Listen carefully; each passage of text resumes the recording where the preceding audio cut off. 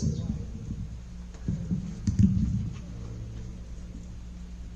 They said, and to your needs, I'm not sure if this fulfills like a full convention. So they're gonna start. So the guy my cousins are saying is that eventually they're gonna get there with the fresh produce and milk and all the stuff. If you want to start with this idea that they have proposed. Because I'm thinking of the McDonald's. It's a small space over there to try to have a full service grocery store. Entonces ellos lo que están diciendo es que como está pagado, no está suficiente grande para hacer una tienda grande.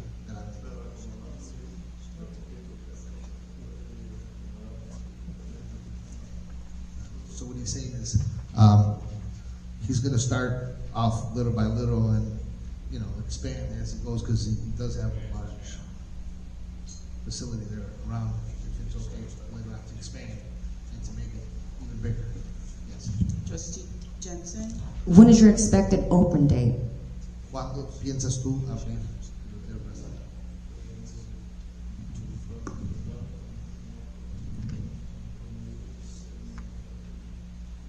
If you guys allow the permit and you allow them to open up the business, 3 to 6 months.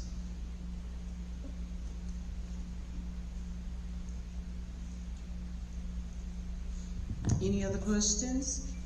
Yes. First, I have a question. I heard you guys say that there's going to be something that wants to come and open Donald's location. Is that correct? Yes. That is correct. Someone already in there. The, Is someone already in there? Who's that? that is them. And when we discovered that they were working on the location, that's when we approached them to let them know that permits were needed and the entire process. They have purchased, correct? Correct. They have already purchased the building. However, they failed to get the permit, and we don't know who the contractors are at this point. Those are the areas that we've asked. But in the meantime, it was suggested they come to this meeting to share with you what their intents are for the purchase that they have. Keep in mind, for about the last eight and a half years, businesses just opened up here. They didn't come before you. That's a piece that we have added back so that at least you would know what's coming into our village. We can't say no to them per se, but we can hold up some of the proceedings based upon your comments, your viewpoint. And that's why they're here before us tonight.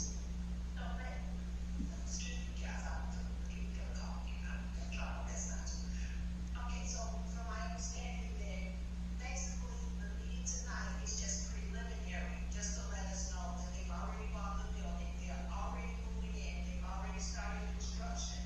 So tonight is just to let us know that they're there. Is that basically what we're doing tonight?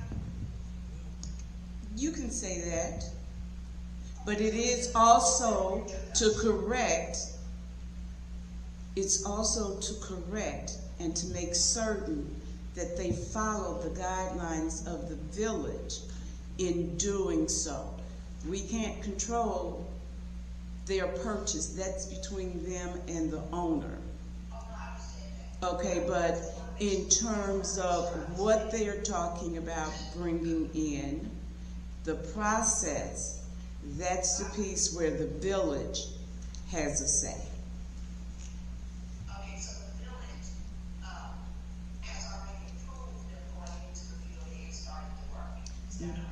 No, we've not. He stated that he was coming before you with the hopes that we would give them a permit so that they can continue to do work. But no, it was stated at the beginning, they bought the building, they started working on the building, but they did not have the needed permit.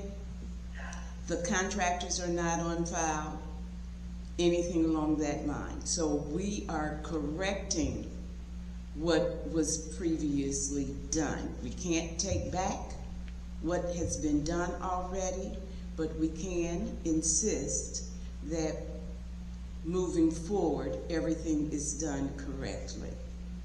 Okay, so I just want to make sure I understood correctly. It's going to be a dry cleaners, a carry-out catering, and will we have fresh fruits, vegetables, milk, cheese, eggs, will those things be available? It is not going to be a dry cleaners. It will be like a food market selling canned goods, fresh produce, fresh and dairy. Correct. And, I'm sorry?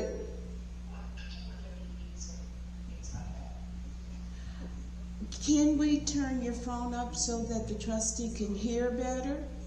Because, oh, Yes, no, I want to know. I said meat. I said produce, meat, dairy.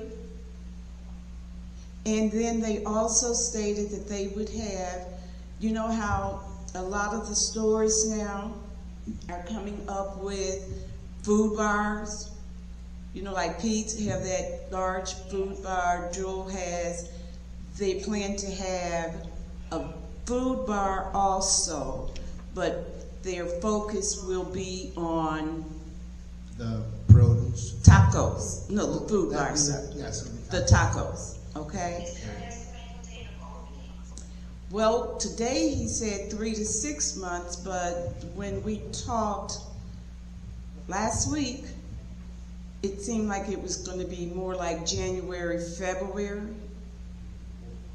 Is that correct? Isn't that what you told me then? Now, one thing though I will say, and I heard you say that now, I think we specifically asked if there would be a drive-through, and you said no. And now today you said it would be. He's thinking about it. I mean, if it's how would I say, if his carry-out business goes well with some tacos where he goes for carry-out, he might, ask the village if you guys okay, let him do the drive-through. He'll talk to his customers as it goes along. He gets the feel of the vibe.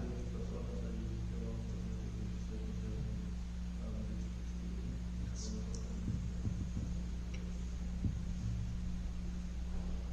Trustee Jones?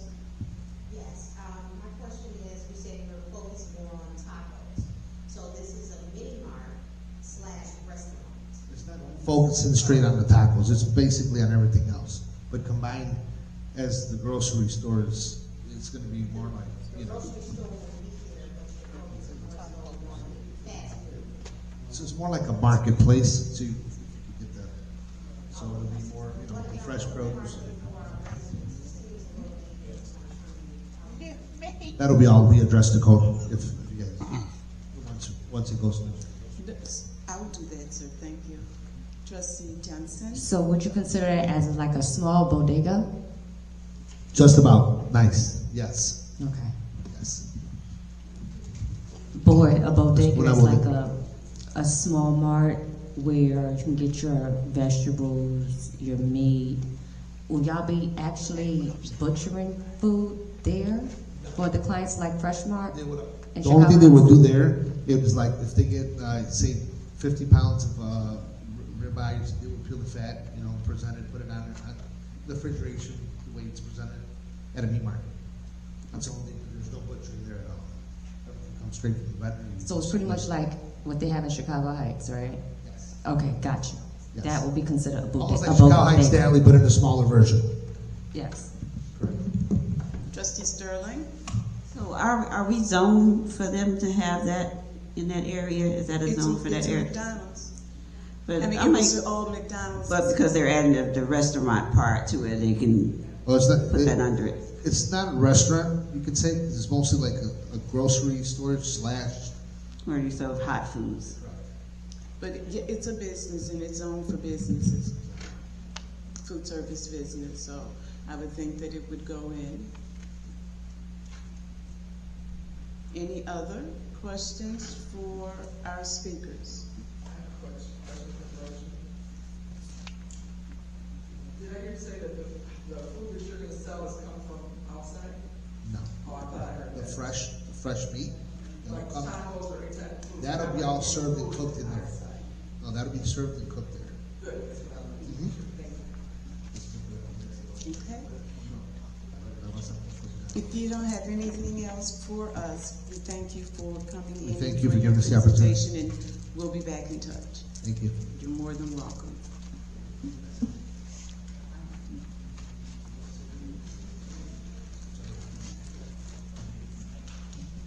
Thanks so much. And to come in. Our next speaker is Laura Silverman. You're here for her, okay. If you can remember, a couple of weeks ago, we had a large panel that talked about financing and also looking at a grocery store and possibly a housing development. We expressed or showed interest in IFF, and know that IFF is not an acronym at all.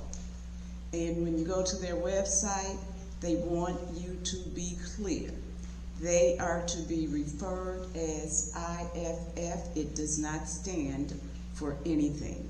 So, we're getting ready to hear a presentation from IFF. Did you have handouts that you needed? So good evening, my name is Debbie Williams. Can you have the mic, please?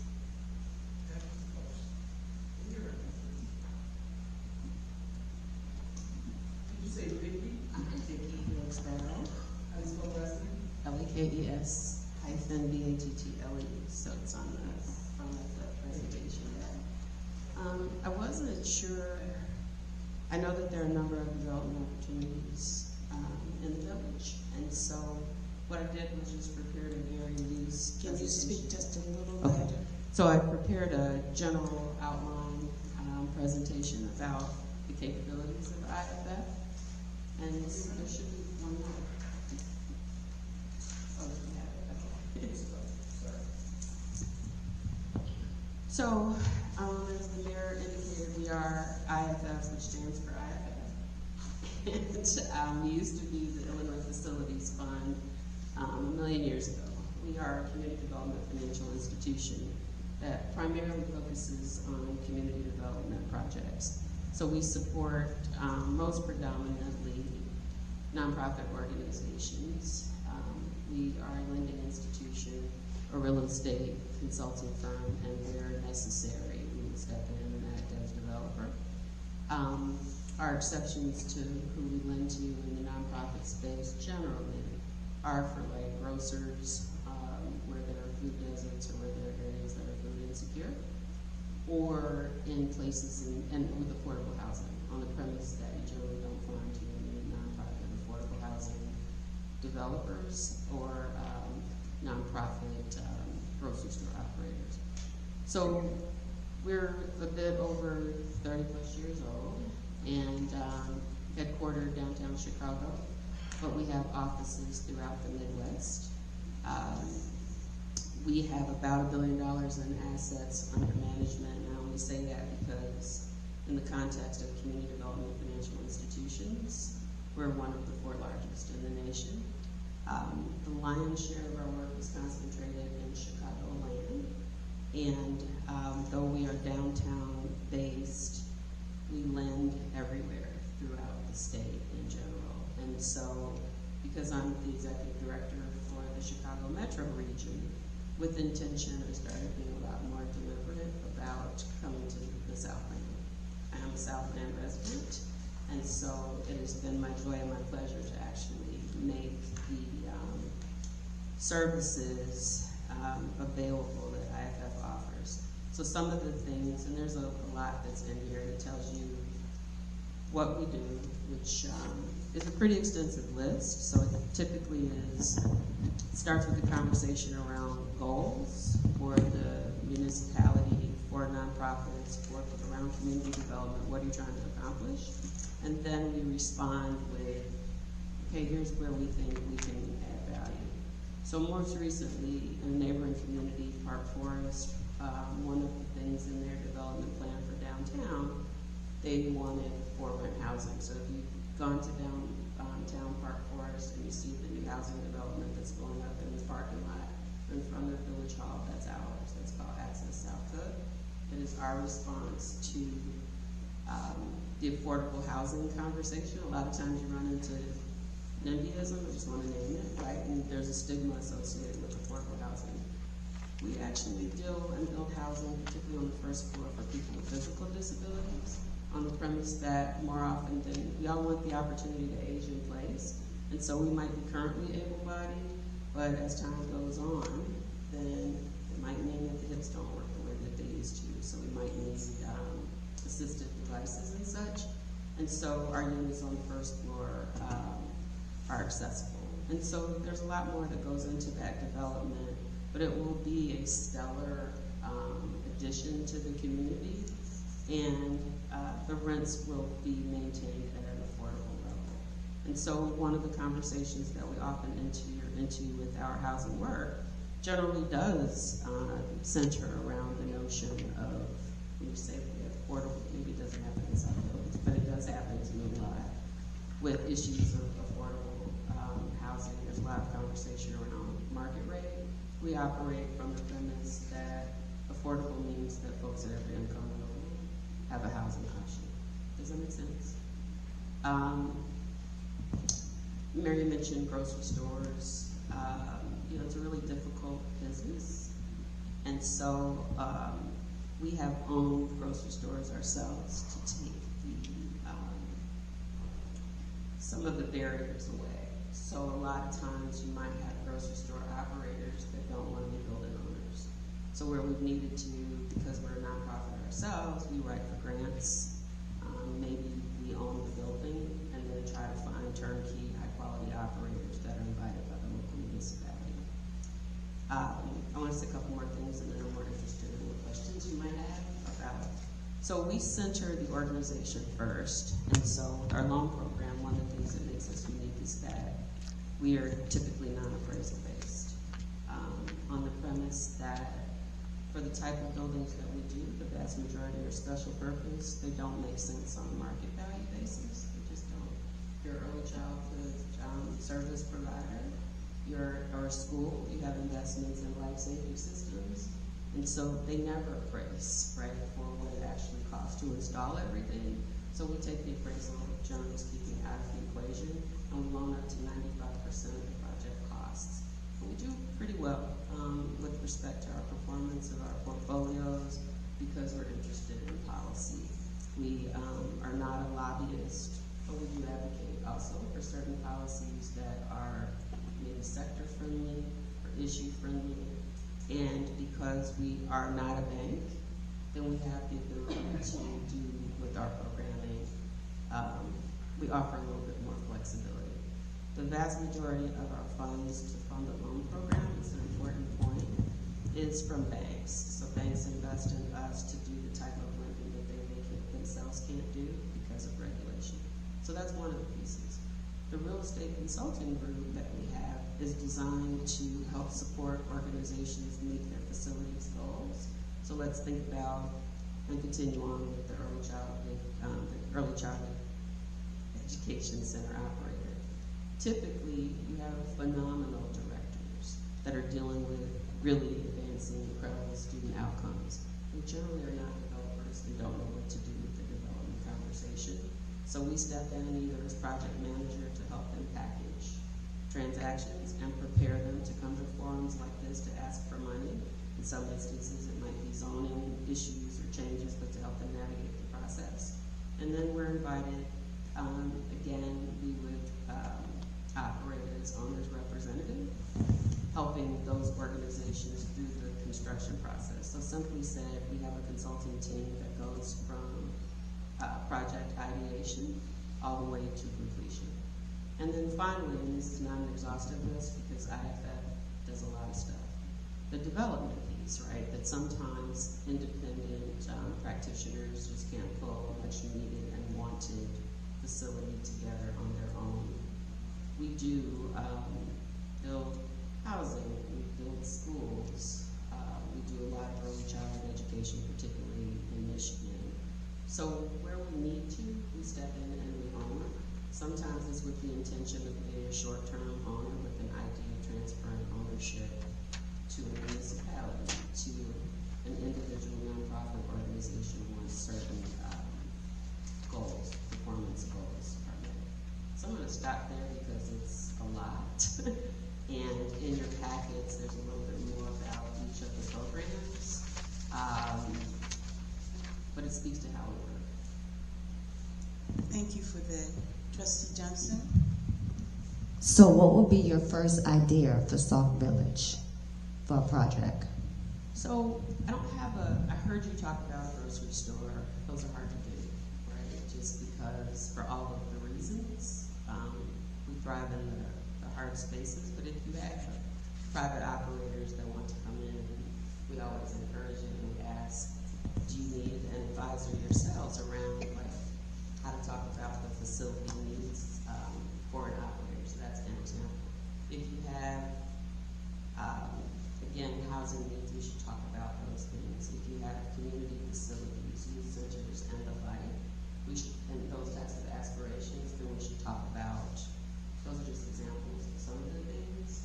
We also do, just honestly, if you have a pipeline of projects that have been presented that aren't quite there yet, for those that are nonprofit in nature, then for Sauk Village, you can always send them to us. What we try to do is, because we're nonprofit, raise money to help offset the cost so it's a little bit more accessible for everyone. So at this moment, y'all don't have an idea for Sauk Village at this moment? We dug into the plan. This is the very first conversation. Thank you. Any other questions at this point? Yes, trustee? So what have you had any recent projects that you've worked on here in this municipality in our surrounding areas of Sauk Village? Have you done anything recently that we can, not in Sauk Village, but what about other areas? We're talking about Linwood or? Well, the biggest thing right now, we will start, construction should be finished in December on our new housing development called Access South Cook, and we will begin leasing and occupancy in January. There are 42 units, I want to say, and we have a waiting list of, so far we have 800 plus tenant letters, which gives us an indication that there are other places throughout the Southland where there's demand. And so, like I said, this is about, let me say this, so we go where we're invited. That's one of the things that we pride ourselves on, right? So if there's a need, then that's where I'm going back to the conversation. What we know is that high quality housing on a rental basis for families is in high demand. We have our own proof of concept. We may be working on soon, we're thinking about the fact that in the Southland, most entertainment comes in the form of maybe live music at a nightclub or a local restaurant. That's not the kind of, Arts Alliance Illinois is doing listening sessions around the Southland, and they're doing an ecosystem analysis right now in partnership with the county. That will inform your direct point about like sort of things about the building. What we know is that there's the opportunity for cultural hub. And so what does that look like?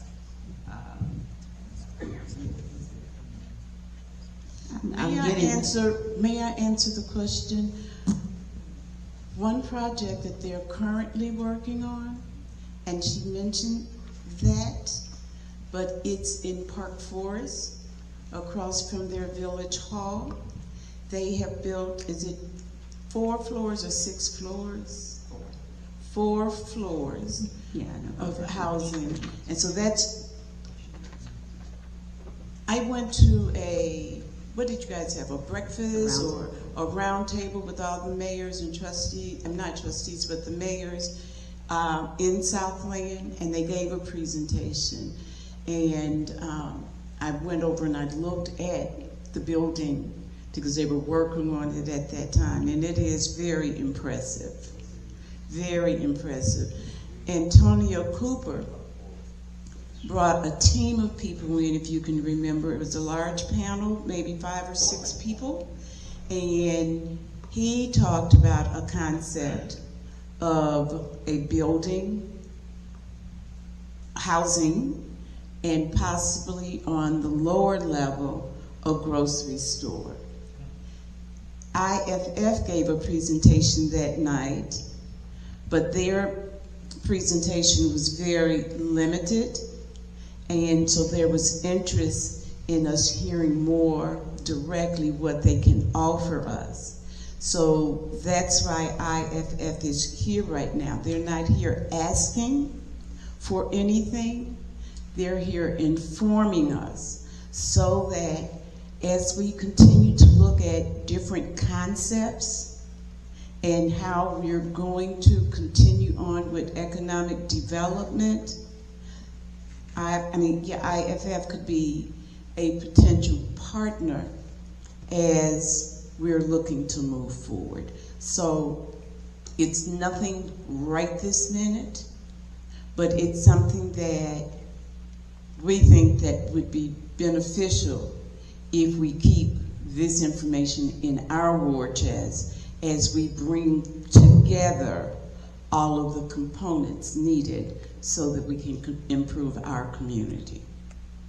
So with IFF, they're more focused on the housing at this time. They're not focused on, per se, the grocery store. Can I say that? I wouldn't say that. So if you had a grocery store concept, depending on what you needed, if you have an operator in mind that needs space, we can meet, so we like to say that we stay at the intersection of facilities and finance. So for a grocery store operator, the first thing is it a limited supermarket access area? Is it a food desert? Does it meet any of those requirements?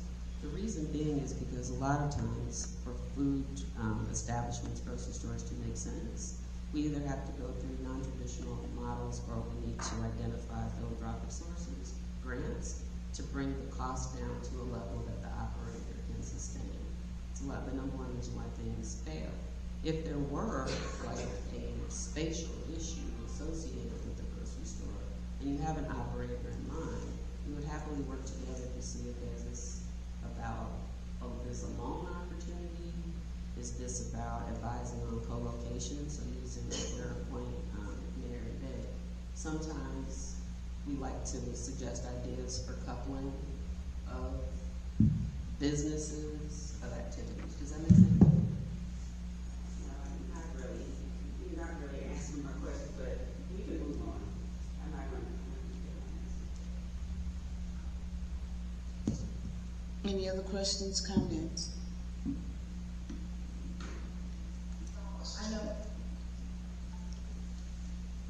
Trustee. I know previously the gentleman came in, but they were not IFF, and they talked about meeting with us to talk about the needs within the village. Are you open to meet with us to talk about the needs, to comprise what actually the need is, and then to look at developing a plan as to how we can address those particular needs so that we're not so broad. I know this presentation is basically overview of all that your company does, but to have the opportunity to look at exactly what the village, Sauk Village needs to then comprise a plan as to how IFF can assist the village specifically. Are you open to doing that? Absolutely, and maybe I'm not doing the best job at articulating that that's how we work, particularly with new municipalities, new geographies, is what are the needs? We can't do everything, so no one in my organization is going to promise you the sun, the moon, and the stars. It might mean that you have a list of 20 things and we're good at 3, and feel confident that we can activate those 3 things. That's how we prefer to work. What is your village plan? What are you concerned with? Where is it going directionally? And it takes a variety of shapes and forms. Sometimes you might, things that villages run across a lot that, and we're talking to Richmond Park about this right now. A lot of times the way that you want projects and developments to occur are informed by making an RFP with some teeth, right? That articulates the things that as a village you care the most about. So our advisory services then kind of sometimes run alongside, and maybe the best that we can do for you that gets you out the gate is say, hey, we've written, hundreds of RFPs. Here are 3 or 4 ideas that you might want to include to drive equitable investment, if that's a goal, that looks like this. So yes, what are the needs, and then we can self-identify areas where we can add value. Anything else? Thank you for your presentation. Trustees, I am going to ask that you keep this on file because it's quite likely we may need to refer back to it and invite this organization to assist us further. Okay. Thank you very much.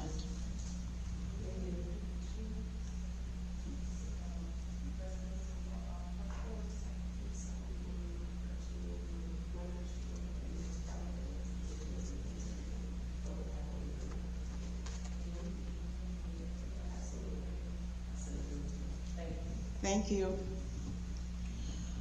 Okay. We have been hiring a number of positions. Chief Dom and I are going to present all of them. He's going to start with the firefighters and the EMT paramedics. I will then come behind him and talk about the other 4. Chief Dom at this point. Good evening, Mayor, trustees. Wanted to let you know that the Fire and Police Commission last week completed their testing process for firefighter EMTs and paramedics. We posted a list with 5 candidates, and we have 4 immediate openings at the fire department. All 5 candidates are currently certified as basic operations firefighters by the State Fire Marshal's Office here in Illinois, and they have their EMT license. The Chair of the Fire and Police Commission has begun contacting those candidates to get them in for their background examination, followed by the polygraph. After that, then they will go for a psych exam, and then lastly, their physical. When the candidates successfully complete those steps, then they will be brought here before the board to be sworn in, and then start with the fire department. It's also our hope to get all 4 in the paramedic school using the FEMA grant that we have for training. So as soon as we can get them on board, we're going to work to get that done so that we don't absorb those costs. And we hope to have the candidates very soon. Can you share with the trustees why you're opting for paramedics opposed to EMTs? Opting for paramedics because we need to have paramedics to run our paramedic ambulances. We need to have 1 paramedic on each ambulance call.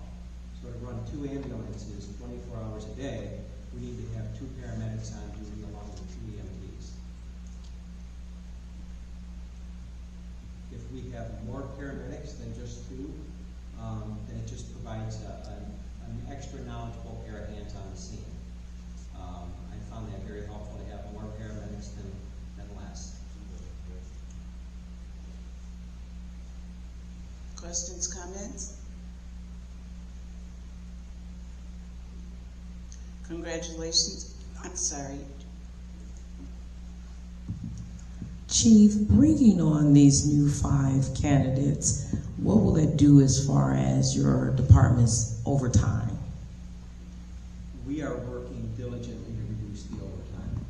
I want to reduce that down to as close to 0 as we can possibly get. On Thursday, Deputy Chief, myself, and our lieutenant who oversees the scheduling are going to sit down and see what we can do to bring overtime down to as close to 0 as possible.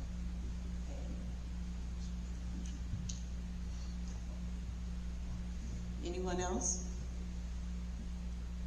I have a comment, not necessarily on your hires, but on your very successful open house this past Saturday.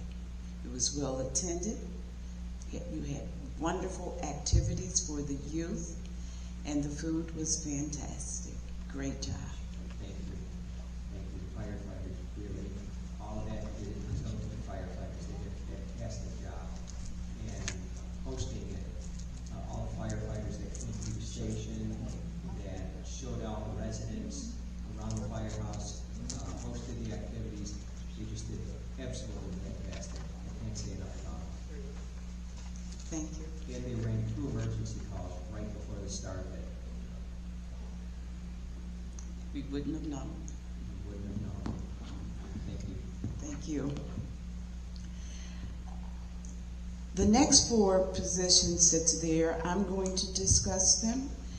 They were brought to you and shared with you, I would say back in April. They were part of that listing of positions that needed to be filled here. We talked about the process for bringing the director's parts on. We did not talk about a process or procedure for HR or PR marketing.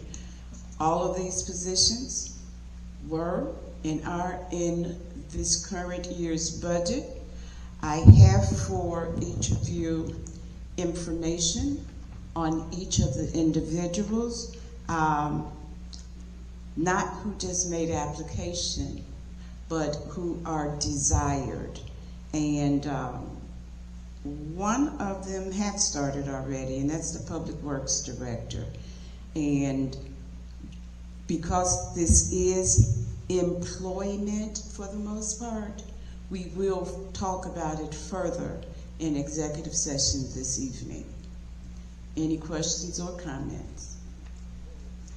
Hearing none, then we're going to go forward with Administrator Finch, and I will be having a discussion with you about the Cook County Water Affordability Program.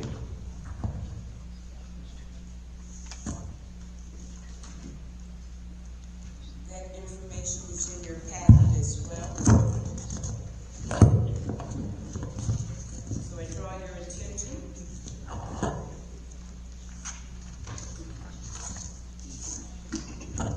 This is a program that we just found out about, I think a week ago.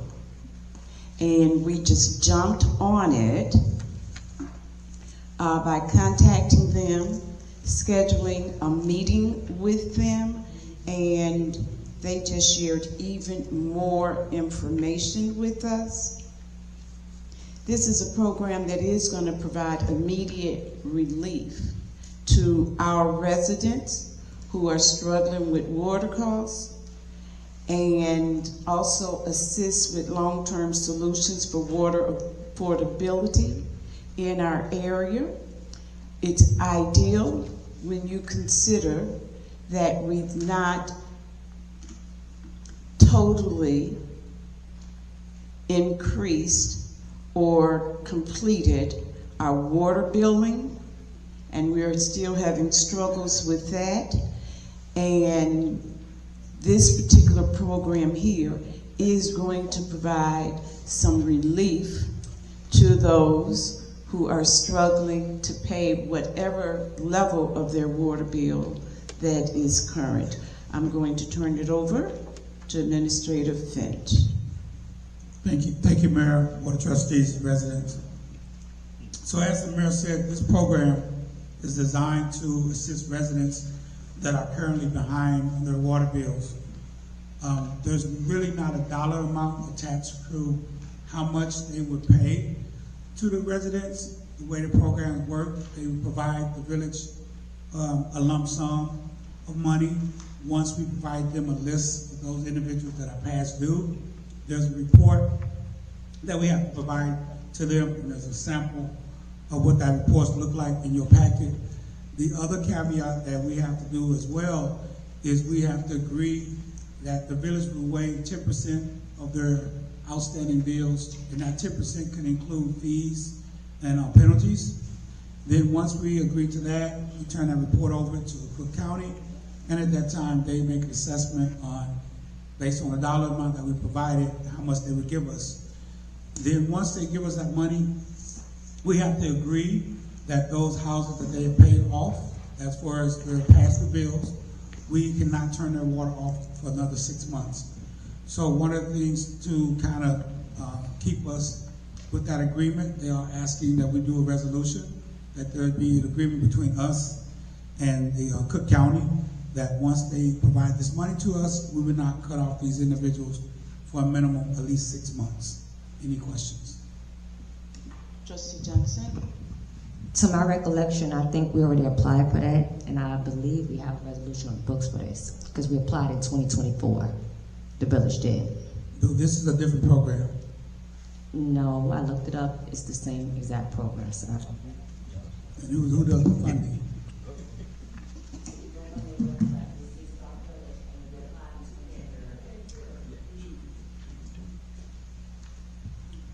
What we was told in our meeting, this is a different program. There is a program from Cook County that does disburse money to us that's currently coming in. That program that I think you referred to does not have the caveat that they would give us a lump sum. Cook County do have a program that they would pay individual water bills as though individuals apply, similar to what Bloom Township has. But this is more of a lump sum that cover any particular amount of residents that we provide to them that is not attached to a certain dollar amount. So it's not like they saying you got 25,000, you got 50,000. The funds that they would provide to us will be distributed as they go through other communities like Park Forest, Harvey, I think Markham. There's several other communities that are also part of this program. So there is something similar, but this is slightly different as far as how they disperse the funds. I agree this was presented as a new program, and it's one that needed to be acted upon quickly, because once the funds run out, they're gone, and I think that our residents could greatly benefit from some support. And we're willing to do the work and the reporting as required.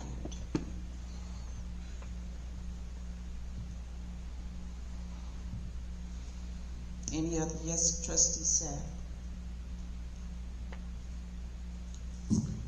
It's just an application process where residents have to submit an application to apply for the program. Or do they just have to be delinquent in their water bills? They have to be delinquent in their water bills. And if you look at your package, we have to put together a list of homes that are delinquent. And then from that list of homes, maybe they take all of them, maybe they take some of them. But we have to do the legwork first to list by addresses and their balances and give them a bulk total. So it's not an individual go out and apply to this organization.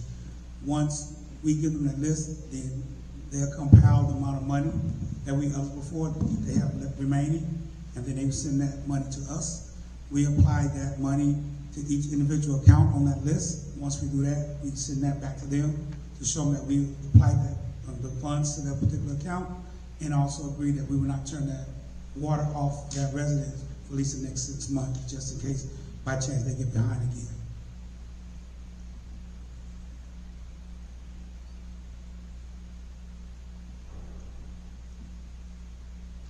So, can we move forward with presenting a resolution for next week so that we can be a part of this program?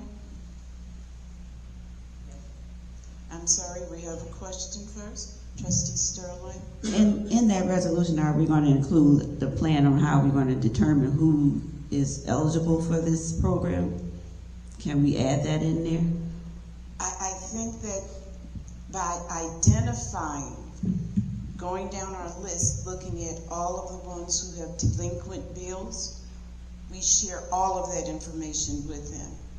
We have to report to them who are delinquent in their bills. So that's part of their requirements.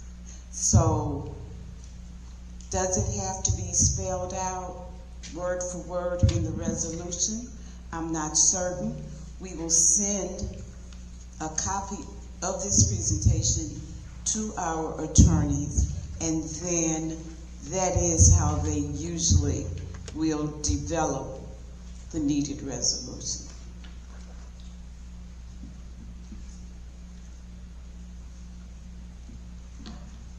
Trustee Winston? So it says here on here that an active resident account with a past due balance will be automatically enrolled in the program. So they're not saying that there's a cap on what the individual, from what I read the package, it's not saying that the individual household has to make below a certain level of money. It's just saying if you are behind, then you're automatically enrolled in the program if you provide your information to the village. So I do have a question.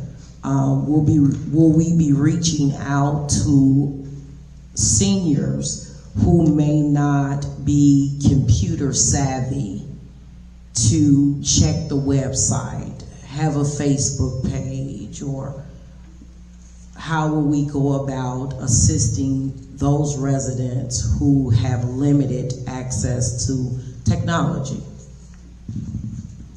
So that's a very good question. And the residents do not have to reach out to us. We internally have to do that. So that's one of the questions that we ask. How do we strategically, if you want to say that, for lack of a better word, identify like seniors and whatnot? Their whole premise is those that pass due. So maybe we can do e-news or something like that to ask seniors to let us know their addresses. But the challenge that we're going to have to do internally is just go through the bills and look for high dollar bills. And then from there, put together the list. They might catch some seniors, they might not catch some seniors. So there's nothing that's really targeted to say, let's go after seniors first. Is who have high bills, so we probably, for instance, start with anybody over $1,000 and work our way down. But one of the things that we have to be mindful of, regardless of the dollar amount we put out there, there's 11 other communities, the funds are dispersed as they come in. So the faster we get in front of the line, the more opportunity we can have funds for our residents. So whatever suggestion anybody has how to identify residents, seniors quickly, then we need to do that because time is of the essence for us getting this back to Cook County. And I will say, though, that quite a few of our seniors actually come in to pay their bills rather than pay through PSN or online. So another approach, not one to supersede the other, but another approach also is, as those seniors come in, if you would want them targeted, is when they're paying their bills, we can look to see if they have an outstanding balance, and then mark them so that we make certain that they're added to the list that we submit to Cook County. I mean, it's feasible that it can work. We may be able to catch 1, 2, 3, 15, 20, I'm not certain. But I think sometimes to reach our seniors, we have to put in place more than one process. And so we have to try and go through every avenue that we can.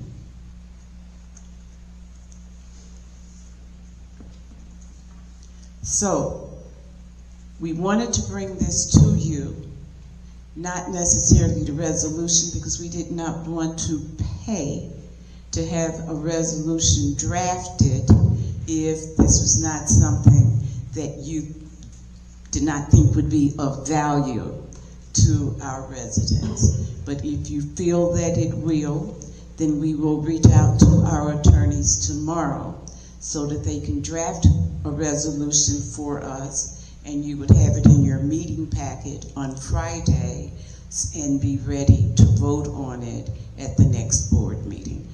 Trustee Sapp.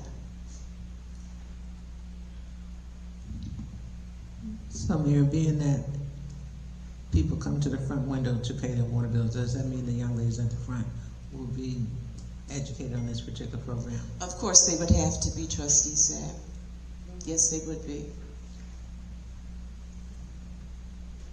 We would have to develop a procedure, temporary as it will be, but we would develop a procedure and inform each one of them. Any other questions? Shall we proceed with getting a resolution? I hear. Should we proceed with getting a resolution? I heard you. Saw your nod. To my right, should we proceed with getting a resolution? Getting a resolution doesn't mean that it's going to pass. It's just we will be ready to vote on it. Trustee Burns, what say you?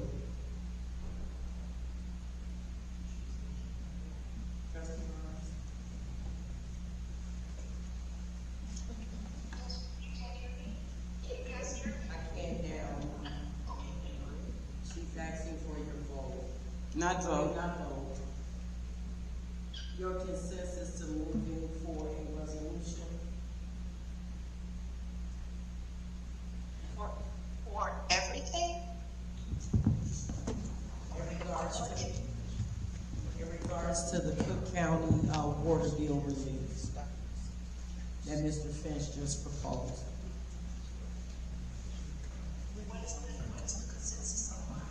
She wants to know if we can move to. So far, we have a majority, but we just still did not want to neglect you. So that's why we called you out for your input. We have 5 yeses. Yes. Okay, thank you. So,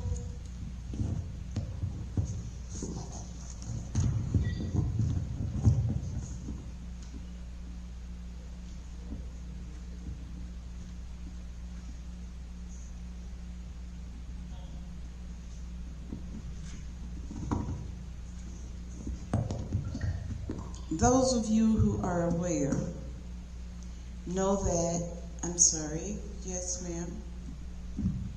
Is there any way we can double check on that resolution? Because it states that we are down here for one of the 10 that We're one applied of the for ones, it. no, we're one of the ones who are eligible to apply for it. But we can check, and if we, but they say that we are not on it, and this is what we must do. So, Because on their site it says 10 municipalities were selected for affordability analysis through our application process in the fall of 2024. And it says Sauk Village is one of the 10. That's what I'm saying. We applied for this already. So we just find a resolution. I don't know why it wasn't implemented in the village, but we applied for it.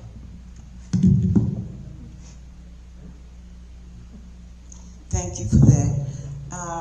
For those of you who are aware, we've been dealing with internet going out on a regular basis. Internet was out all Friday, all weekend rather, and then all yesterday. We came in today, it was on. By midday, it was off. We've had people talk about the need to separate the municipal center from the police station server, and because that's what's causing so much of the outage. The zero outage program or concept was brought to us before, and it was not worked on. It was not implemented. Now we really need to do so. Think about it. Our meeting was delayed today because we were trying to get Trustee Burns on our conference phone. And then finally, after looking and after trying to reach her, we realized the phone can't work because the internet is out.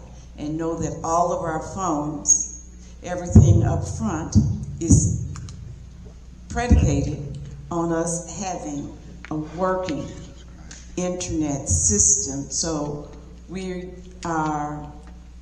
in dire straits quite a bit.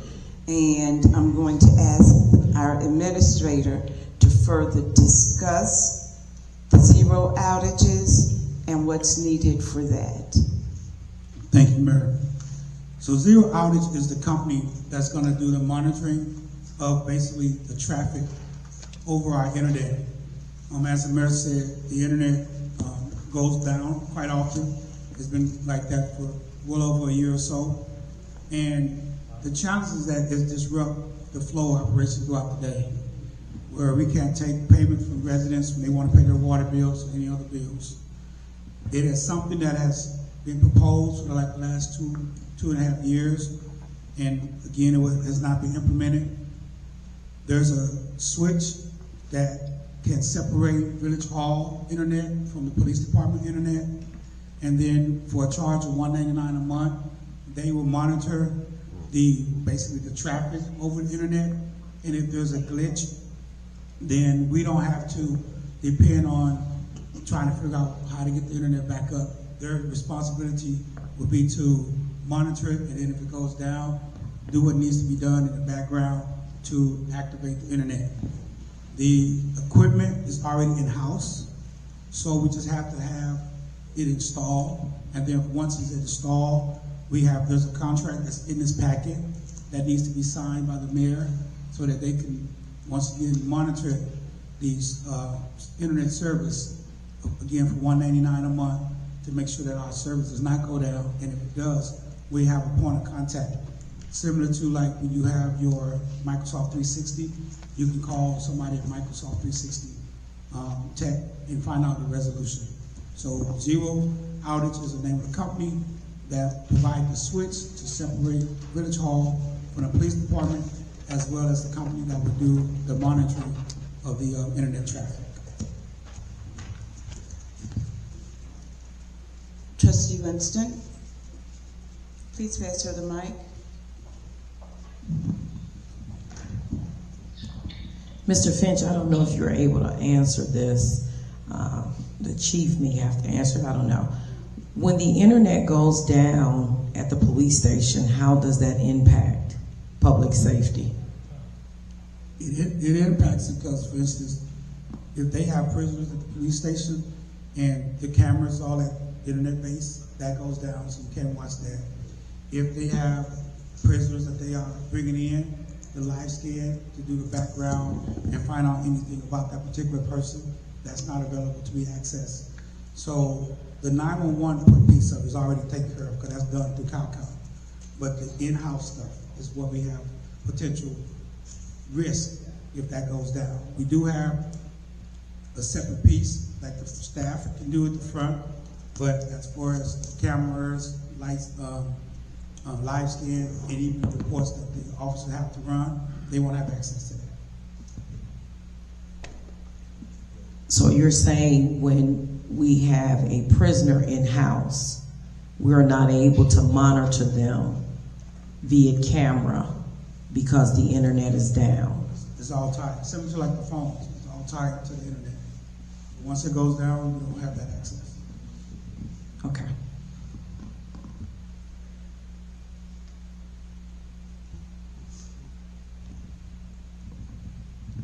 Chief, did you want to add anything to that response?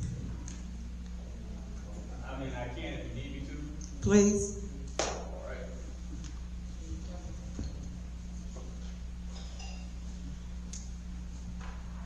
Good evening, Mayor, trustees. Basically, what's going on, obviously I haven't been here that long, but in my tenure here, something is seriously wrong with the internet service. First off, because of the city, from what I'm understanding, and the police department is somehow crashing because it's pulling the band between two buildings. So the situation is basically split, divided, basically, because we have to have a more secure system than the city or whatever. And what's happening, like Mr. Finn said, the last game, that's a constant. That can't go now. All right. As far as the camera system, what I was trying to do was last week we had a 911 meeting, and when I was previously at, we paid Calcom a lot of money for having it. Whenever we have a prisoner, there's something going on with the feed that Calcom can actually monitor our prisoner, cut us down with overtime when we have a prisoner. What's happening right now is, I know it's separate from the internet system, but it's all the same. It's something about, I'm not a technical person like that, but something with the feed is pulling, so it's basically causing itself to crash. But the internet system is trying to figure out which router to route to, which is causing the phone system. And everything, as you know now, every phone system that we have now, everybody's going with computer-based phones opposed to the actual landline. And then the police department is kind of old. Like I said, I can walk into the trustees through there to actually look at the actual equipment that we have that we really need to be brought up to speed.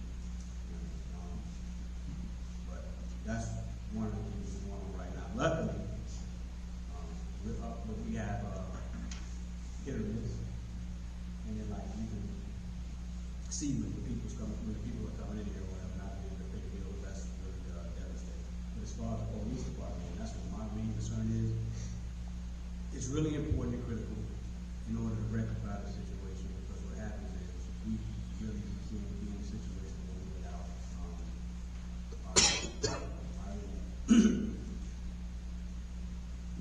So if you have a prisoner, with the internet down, you have a prisoner, you have to have an officer sitting there watching the prisoner to make sure that the prisoner is not doing anything to harm his or herself, which means that's costing, that's manpower that you wouldn't necessarily have to have if the services were up and running, correct?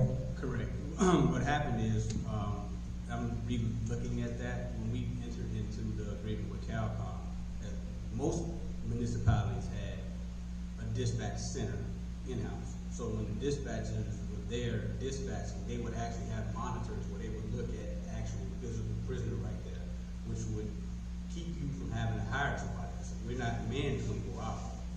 All right, so they closed out a lot of dispatch centers and moved to the provider source of right now is Calcom.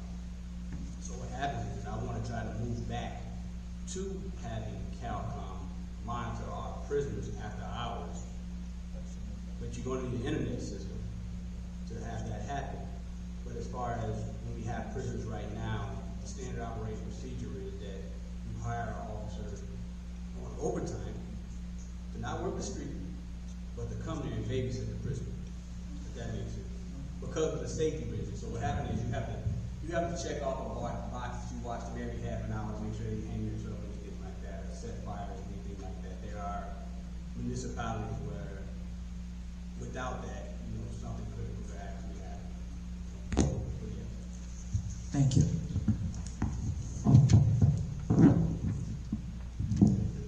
Again, to enter into an agreement with 0 outages, we would need a resolution as well. The resolution is not in your packet because we did not want to engage our attorneys unless it's something that we would strongly consider.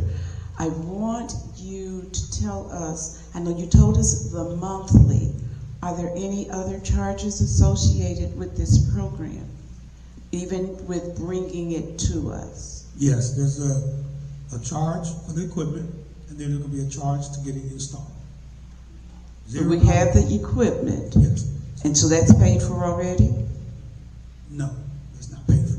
Okay. That's gonna be, and then you need to work with an IT technician and 0 outage to get it installed. We don't have that piece yet. So there's 2, equipment and then the installation. We need the installation to get it done. And that's like, I think an 8-hour day to get it done. Thank you. Winston was first, then then Johnson, Sterling, and Sam. Mr. Finch, how do we have the equipment, but we gotta pay for it? So they loaned it out to us? No, so about 2 months ago, on a Friday night, the police department crashed. And we ended up calling an emergency IT to get it up and running. In that process, we found out that basically the system was hacked. And that particular company stated that they cut off the access to the internet. So that Friday through Sunday was no internet provided to the police department. That's when we were made aware that part of the problem was we was one internet as opposed to 2 separate internet. In that conversation, we reached out to 0 outage to find out how do we separate the village from the police department. In that conversation, because of the urgency, we ordered the equipment with the understanding we were going to eventually get it implemented and get it installed. We have not gotten it installed because for issues, as a lack of a better term, with the board, there was a hiccup and that process stalled. So that's how we were able to get it. We were under the impression that through a process that we went through, that an IT company would have been provided to the village so they could continue with the installation of this equipment. And that was back like in maybe August.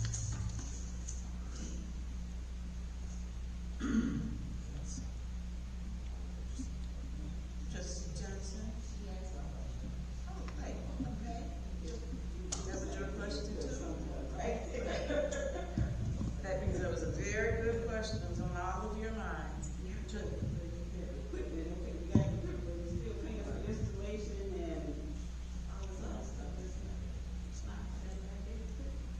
That's what we're trying to correct. Trustee Sam? So 0 outage is the name of the IT service provider, the internet service provider, sorry. Yes, for this particular project only.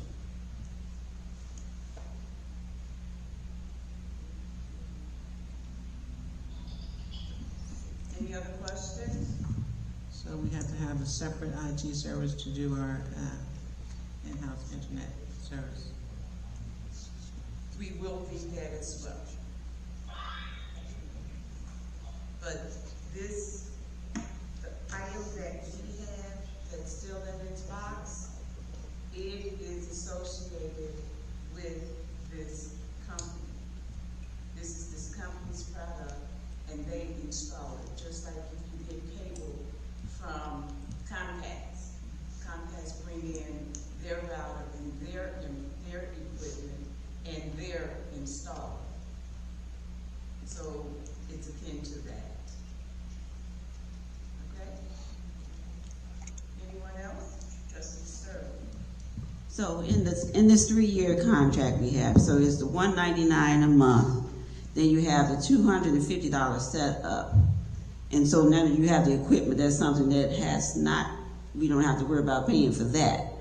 what other costs are we coming out from, you know, from the monthly charge of the $199 and the $250 setup? So what other monies are we coming out of? You're gonna have the installation. How much is the installation on this? That's very, I don't know exact amount, but it's gonna be from an IT provider to come in and the technician to actually install. So But it won't be from zero hours. So it would be from who we, That's what I said. about for which vendor? We don't have a vendor right now because, again, like I said a minute ago, the understanding when we went through the process, the RFP process, we was gonna have a vendor, but there was a hiccup, and that right now the vendors are whole. The vendor that won the bid, they charge, I think, I want to say $145 or $150 an hour. But again, that's something we have. Was I'm this? assuming we're gonna discuss later on, but that process will stop because the board stopped it. Was this one of the RFPs that we received when we were looking at the bids? Yes, and it was before the incident with the police department happened. You know which company that was? It was Casrick, Altec, and I can't think of the other name of the company. There's only two that bid it. Thank you. You're welcome. Shall I move forward with the resolution?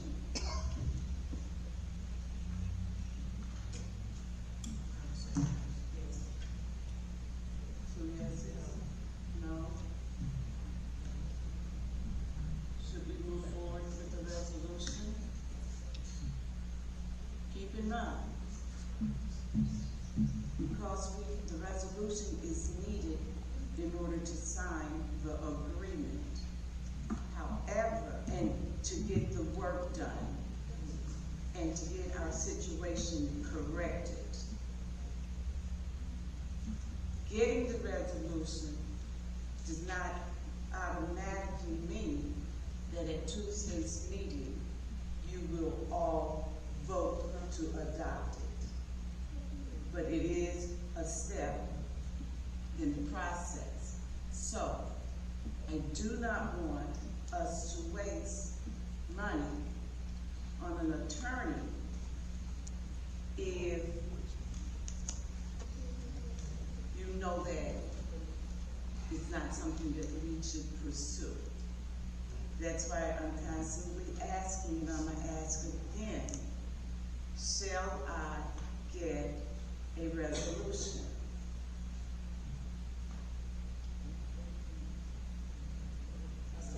I heard you say yes.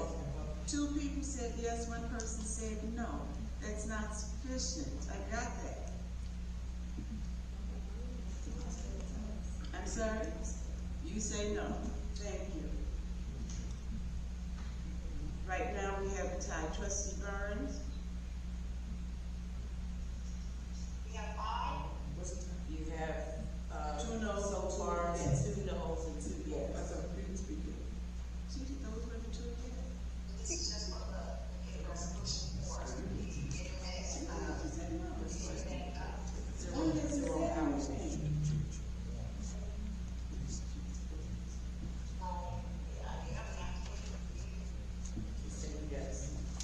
Thank you for that information. We're gonna move on. So that's what I'm wondering, did we not have? I keep asking. You say no, thank you. That's what I We said. shouldn't take all of Yes, this. if you all can speak up with your yeses and nos, it would help me. I still have a question. Let me say this, please. If there's question, now's the time to ask, because saying no for this, you understand you're only putting the police department in jeopardy. You also understand that your residents at times will not be able to pay their bills. Yes, Mr. Johnson. No, No, I'm sorry. I'll take care of that. Trustee Johnson? At this time, if we read the terms and the terminations up under this packet, I don't think that the village should move forward with this. It wouldn't be on the board because you should have brought to us more than one company. Well, Trustee Johnson, given the fact. So you cannot that bring this this to was- us just with one company and say it'll be on the board and the police department. No. Given the fact that, as I stated earlier, when the orders went out, the tendency was not to wait. I'm going to ask our residents to contain themselves. The challenge was not to wait to get to the board. The challenge was get the police department up and running as quickly as possible. And I understand it. So, going out, well, let me back up, since you mentioned that. Technically, this is not the first company, this is probably the fourth company, and we're discussing this in executive session. The board approved $64,000, if you recall, to do the exact same thing I'm presenting tonight for a lot less cheaper than $64,000. You was part of that decision at that time. Exactly. If you recall, at that time, the board only presented one company. So this is not the first company to come in and say, let's separate the internet from the police and fire. So that's the kind of misquoted statement right there. What I'm saying is, for over a year, your residents, your police department has had internet issue. This for $199 a month is a small price to pay to fix something that should have been done within the last 2 years, because the village has already paid for it to be done. So this is not the first company that said they're gonna fix it. This is what I'm saying as the VA. Unlike in the past, this will get fixed if the board so decide to vote on it. So that's why I'm saying this falls on the board, not the company. And I understand what you're saying, but my thing is, in these terms, this is not a good terms for the village. So I would appreciate it if you can go get us a better company. You heard the word of, you get what you pay for? Look at this in black and white, and you will see, figure out why I'm saying that. This is not a good agreement for our village at this time. Okay, what I would like to know from your perspective, Trustee Johnson, what part of it are you not comfortable with? Because as you know, this is an agreement that has not been signed yet.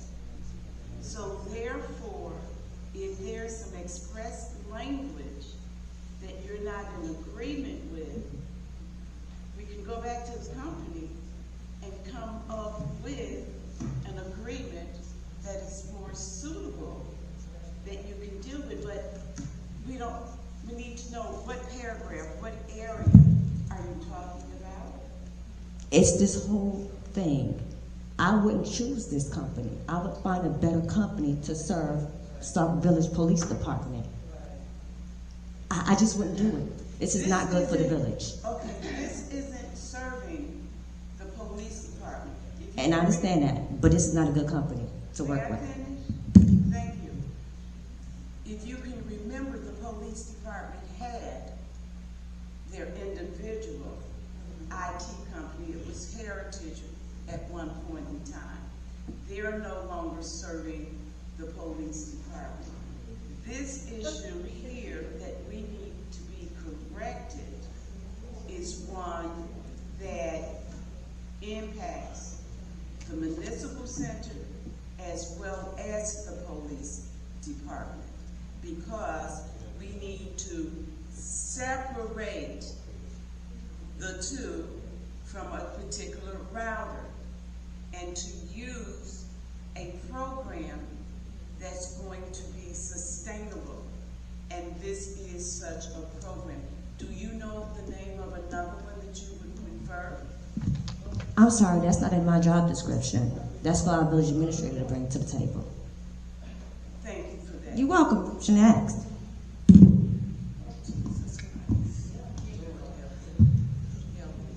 Trustee Winston. Mayor, you've asked for a consensus. You have 3 and 3. Can we move forward? Yes, but you know, let me share with you what I feel my role is, and that is to ascertain what trustees but more specifically, whatever it is that you guys vote on, that you want, then it is my responsibility, whether it's me doing the work individually and or me communicating with our chiefs and our department heads to make it work. However, when and if you strongly oppose something, I don't think that it's unreasonable for me to ask what's causing your concern. There's no need for you to get upset with me because I ask, what's your preference? I'm here to do your bidding. I need to understand. And so it boggles my brain that we would get an attitude because I asked, do you have a recommendation? There's nothing wrong with me asking if you have a recommendation. I think it's admirable that we are not going out, doing it all, and trying to just push it down your throats. We're trying. We're supposed to be a team here.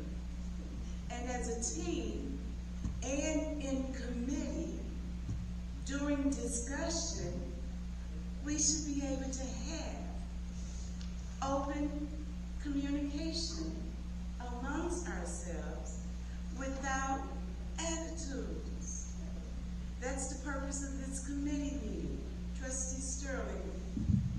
Madam Mayor, I say no to this. I know we've already got our consensus, but I'm saying no to this because did we really look at this agreement?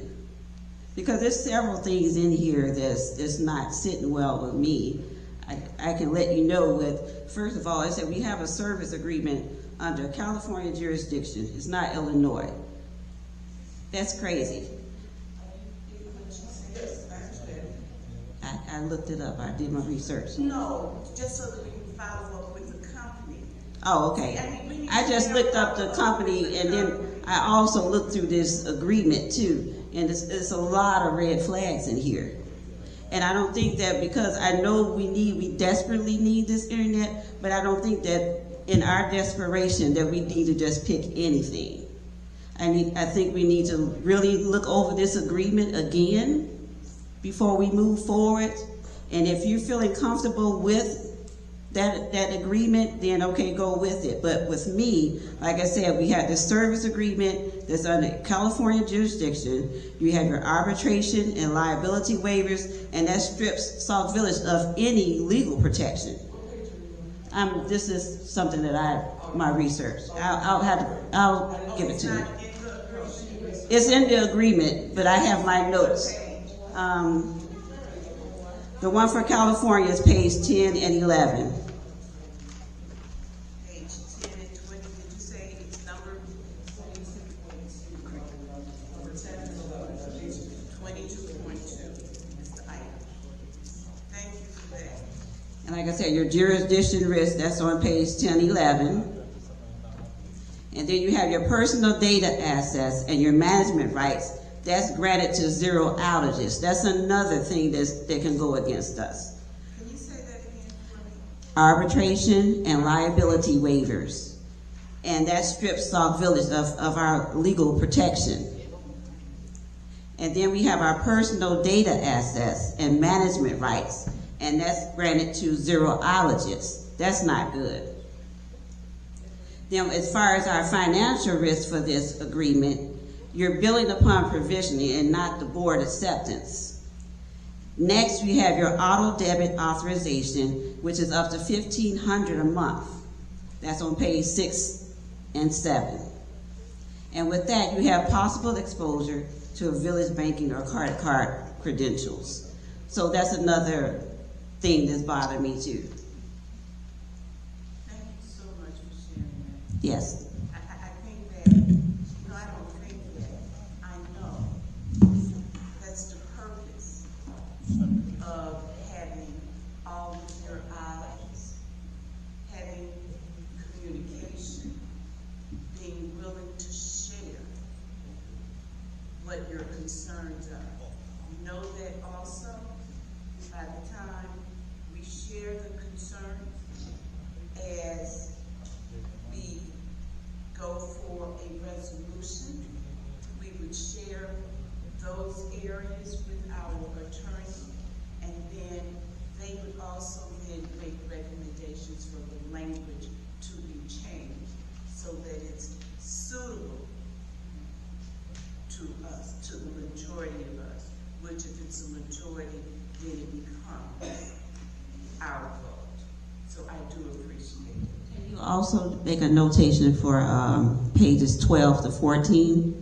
And that's where the contract gives the vendor authority to access, manage, and transmit municipal data. So if you want to check pages 12 to 14. Really 10 to 14. 12 to 14. Right, but before the 10 to 11. Yes. And 6, 7, 10, 11, 12, 14. Yes. That's what I had. Okay, thank you. Anyone else? We're going to move forward. Would you be opposed? Now that we know some of the concerns, that we still move forward for the resolution, identifying the concerns that have been noted by trustee, asking that our attorney recommend a different language. Then it can be on the agenda for next week's board meeting. If it's still not suitable, you vote it down. But if it's suitable, then we can proceed rather than to wait and delay correcting this situation for another month or so. Okay? So, I appreciate what you said. As I said, I've made note of them. I'll take it to the attorney and ask them how can we change that language, because it's an agreement and we have to agree with the agreement. We don't just settle and take someone's demands, but in order to do that, we have to know what they are. Okay? So, we're going to move on. Thank you, sir, for being You're welcome. and coming up, and thank you for your presentation as well.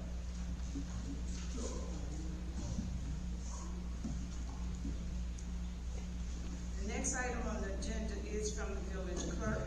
However, I do have some information that I put in the packet, and that is the letter. Did I skip one? No. That is the letter from our attorney that he passed out personally last week. And it deals with the adoption of agenda, policy, procedures.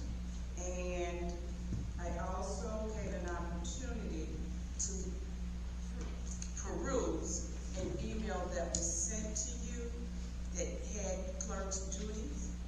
Know that that document is something that I created when I was the clerk, that I had placed on the website, because those were the responsibilities for which I was doing at that time. If you look at what was presented to you in terms of clerk's duties, you will see census, data collection. We don't have a census data collection activity scheduled throughout this next 4-year period. Okay? So that wouldn't go on there. Because I looked at something else. Oh, the notary. I am a notary. I'm not certain, I don't believe that our current clerk is a notary. So the information that was on that sheet that said clerk's responsibilities, those were my responsibilities and not necessarily applicable at this point in time. But since the clerk asked for this to be on the agenda, I'm going to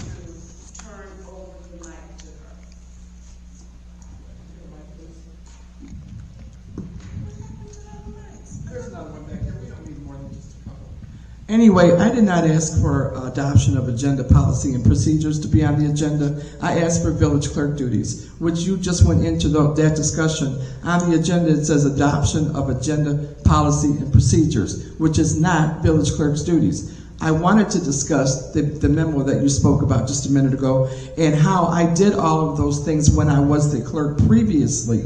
You did those things when you were the clerk previously, and the current clerk, which is me, should still be able to do those things. I can be a notary. I can reorganize my, reapply for my notary if I'm given the funds to do so. That is my job. I would like to do that. So all you did was basically back up what I've been saying. And the letter from the attorney, it specifically states that before the meeting, the clerk is solely responsible for preparing, coordinating, and distributing the final meeting packet. As of 2 weeks ago, that duty was taken away from me, and the mayor is now doing the agendas without me knowing anything about it. I didn't even get some of the information 2 weeks ago that was put in the packets. I didn't even know that information. The trustees got it at the same time I did. So what you're saying is, if we're supposed to look at this memo from the attorneys specifically stating before the meeting the clerk is solely responsible for preparing, coordinating, and distributing the final meeting packet, that duty was taken away from me. The duty from the other note that the mayor just referred to, all of those duties I used to do as the clerk. When I became a trustee, obviously those things don't get done. So, majority of them, let me just say that, let me back up because she may have added a thing or two. But the point of the matter is my duties have been stripped and diminished. And as I go on, they're continuing to get stripped and diminished. I would like to act as a full clerk. I don't want to be a part-time clerk with a lot of my roles and responsibilities taken away. But if the mayor insists on doing the packet, that's entirely up to her. When she was the clerk, the former mayor took that responsibility away from her. I know she wasn't happy about it. I just want y'all to know I'm not happy about it either. But if she wants the full responsibility of preparing the packet, I think she should have to also post on the doors. I think she should also be responsible for making the copies because it's the clerk's job. But I didn't even know I wasn't going to have it. But this is not what's on the agenda. The agenda is agenda preparation. I wanted to talk about the village clerk's duties. So I would like to bring this back to another committee meeting agenda so we can discuss some of the things that the mayor just talked about. What exactly are my duties and what exactly are the mayor's duties? Because somehow the mayor and the clerk duties, they're not separated yet. Thank you. Thank you, but I do want to counter, and I do recognize that you have your hand up. I think that there is no need to bring this back to another committee meeting. If we look at the memo that our attorneys provided to us last week, it clearly lays out the duties of the mayor, as well as the clerk. If you look at the state statute, it states the clerk's duties, and then it states, and other things if. And right now, the if is that this administrator believes and know that if it does not take 3 days and 8 or 9 emails to pull together an agenda, I don't have the luxury of that type of time. So if it's easier and I have to be the one who's responsible, I am responsible for the overall agenda, then as they come, as you give me your information, as you give me your information, I pull it all together and provide whatever handouts that I've collected. I don't coordinate putting the packet together nor making the copies. And that is what we need the clerk to do, just as what it states in the memo. So if the clerk would be willing to continue to let me, and it's not just me, it's the village administrator, handle the actual agenda, and then have the copies made and your packets made and the agenda's posted, that would just be perfect for me. You're asking what do I want the clerk's role to be? I'm stating it, I've just stated it. I will do the agenda along with the village administrator, along with whatever items that trustees ask and or you ask to go on the agenda. Pull it together. If I have handouts, I thought that was a courteous move, just to make one copy. Then you have it all, and the clerk then will make your meeting packets. We shouldn't have to spend an exorbitant amount of time on agendas and packets. It shouldn't be that long. Trustee Sapp. Can you a little louder?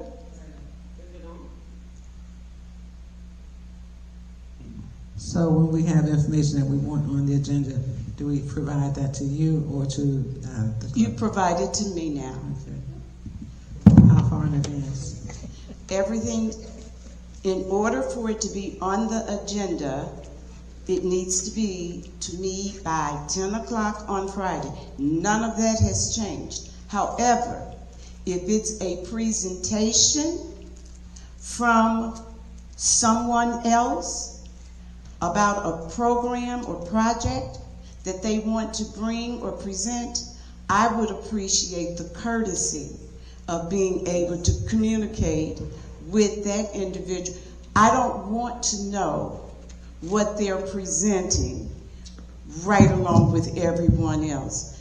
The courtesy would be share that information with me in advance. But if it's handouts and all of that, I would appreciate having it by 10 so that the agenda can be finalized and provided to the clerk so that the clerk can then proceed to make the meeting packets.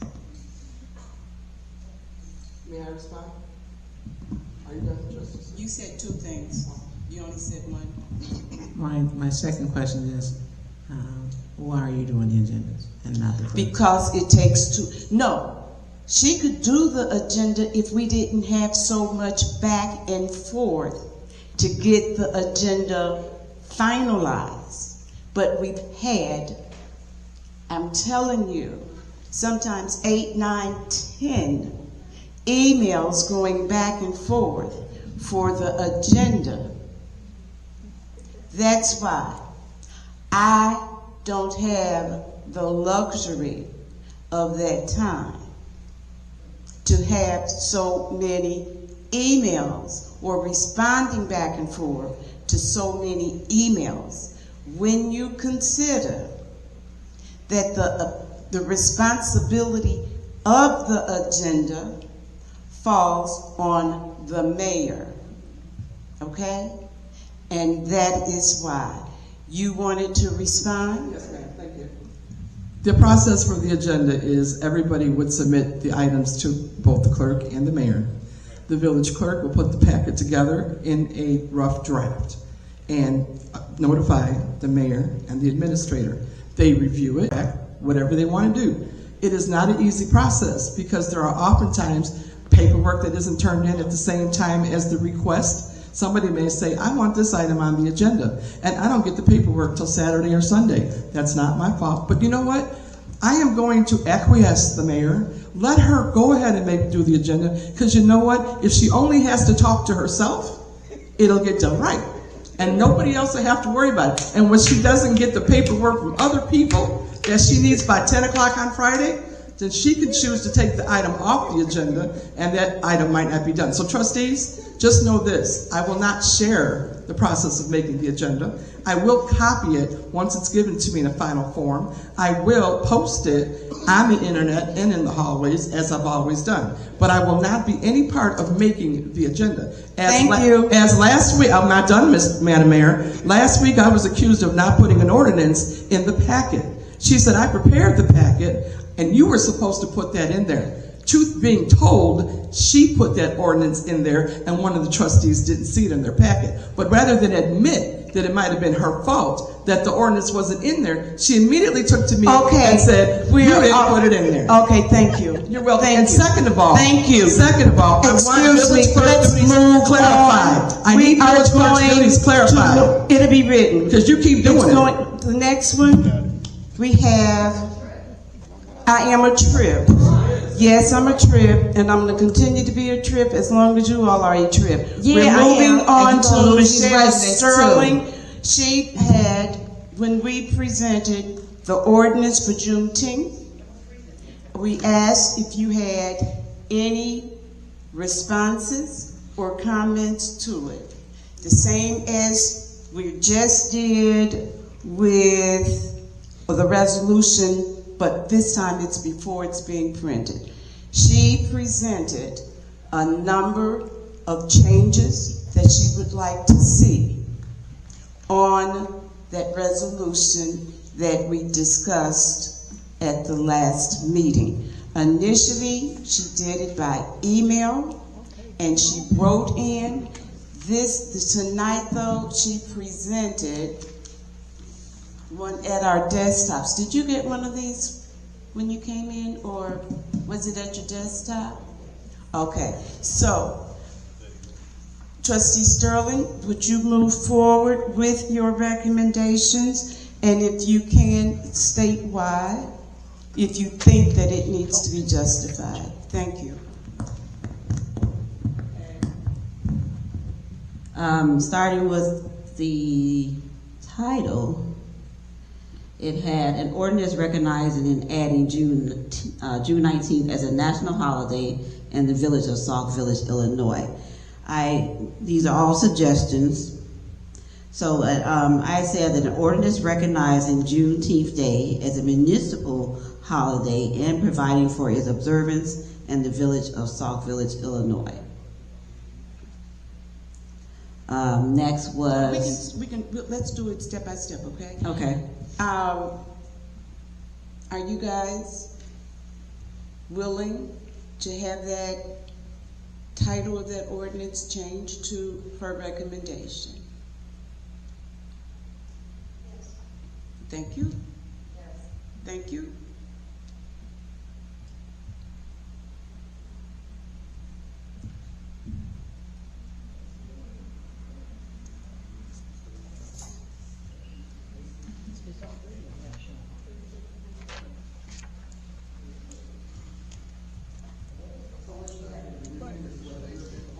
Yes, ma'am.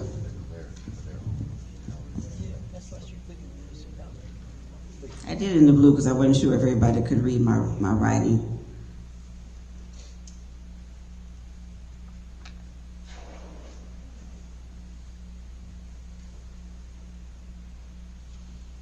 We're only looking at the title right now, not the entire document.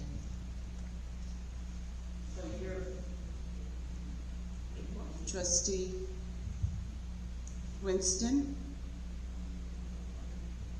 You're proposing to remove where it says national holiday to Juneteenth as a municipal holiday? Yes, because it's already a national holiday, but we want to adopt it here in our municipality. So that's why I was just saying as a municipal holiday. I think keeping the word national holiday and providing it for observance in the village of Sauk Village, Illinois would be more appropriate. That's just one word out of that I'm saying, instead of saying as a municipal holiday, it's a national holiday. No, I'm not taking that away as a national holiday. But since it's the village that we're trying to observe for the village, that's my reasoning for saying a municipal holiday, because it's already been established as a national holiday. It's been established, but we've not acknowledged it here. It's been a national holiday for about 3 years now, but the village has not adapted it as a national holiday. So that's why I'm just saying, that's the only No, word that's that I your- see to that. Yeah, Just I'm just keeping doing it that. as Juneteenth Day as a national holiday and providing it observance in the village of Sauk Village. So we're just acknowledging that it's a national and we're falling under the umbrella of what's occurring nationally. That's all. Okay, I have a question. I'm sorry, I'm sorry. Can I ask you to hold for 1 minute? Trustee Sterling? Yes? You wanna go with the next thing? No, you had your hand raised, I thought. Oh, no, to deal no. with what she just said. No. No, okay, Trustee Sapp? In section 1, you say you remove it, recognition of Juneteenth as a holiday, and you say change it to establishment of a holiday. That's kind of Where are you Where? in the title? section 1. No, we're only at the title. We're taking each of the areas that she wants for consideration. Right now, we're still at the title. So, she made one recommendation, and then Trustee Winston made another recommendation. Which should we go with the title? And know that we are not going to go 15 minutes for each one of these, okay? So, do you have any recommendation for the title, Trustee Sapp?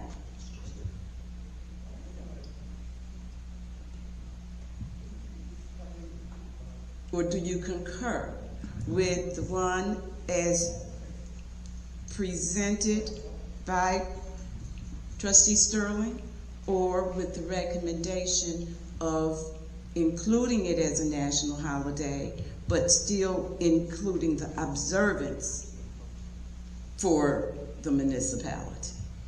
That's what's in question right now. Trustee Sapp?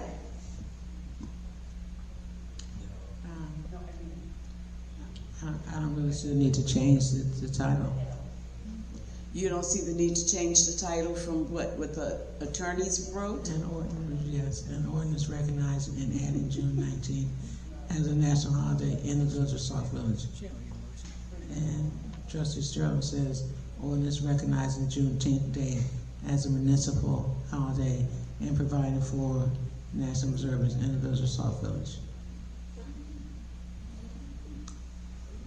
I would leave it the same. It's saying the same thing, basically.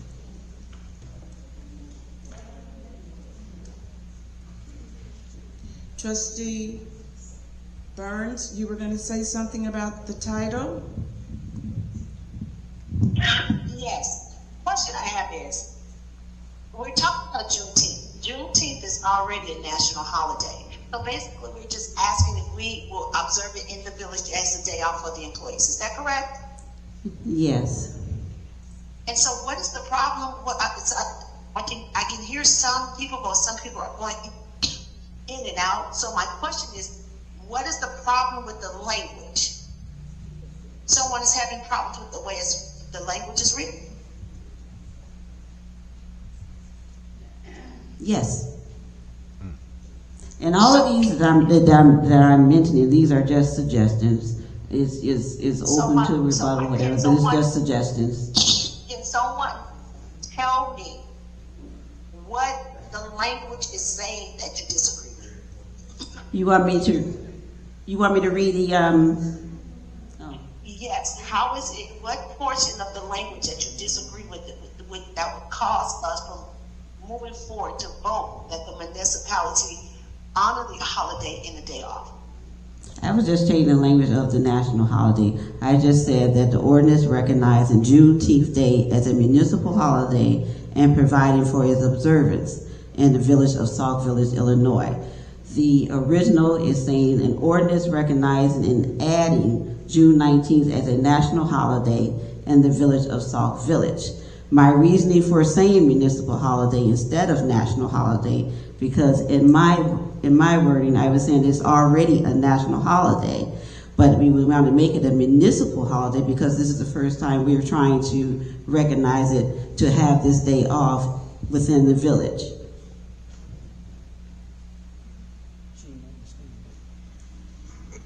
Okay, so yes, it is already a national holiday, and the municipality wants to recognize that the municipality will observe that we acknowledge that with closure.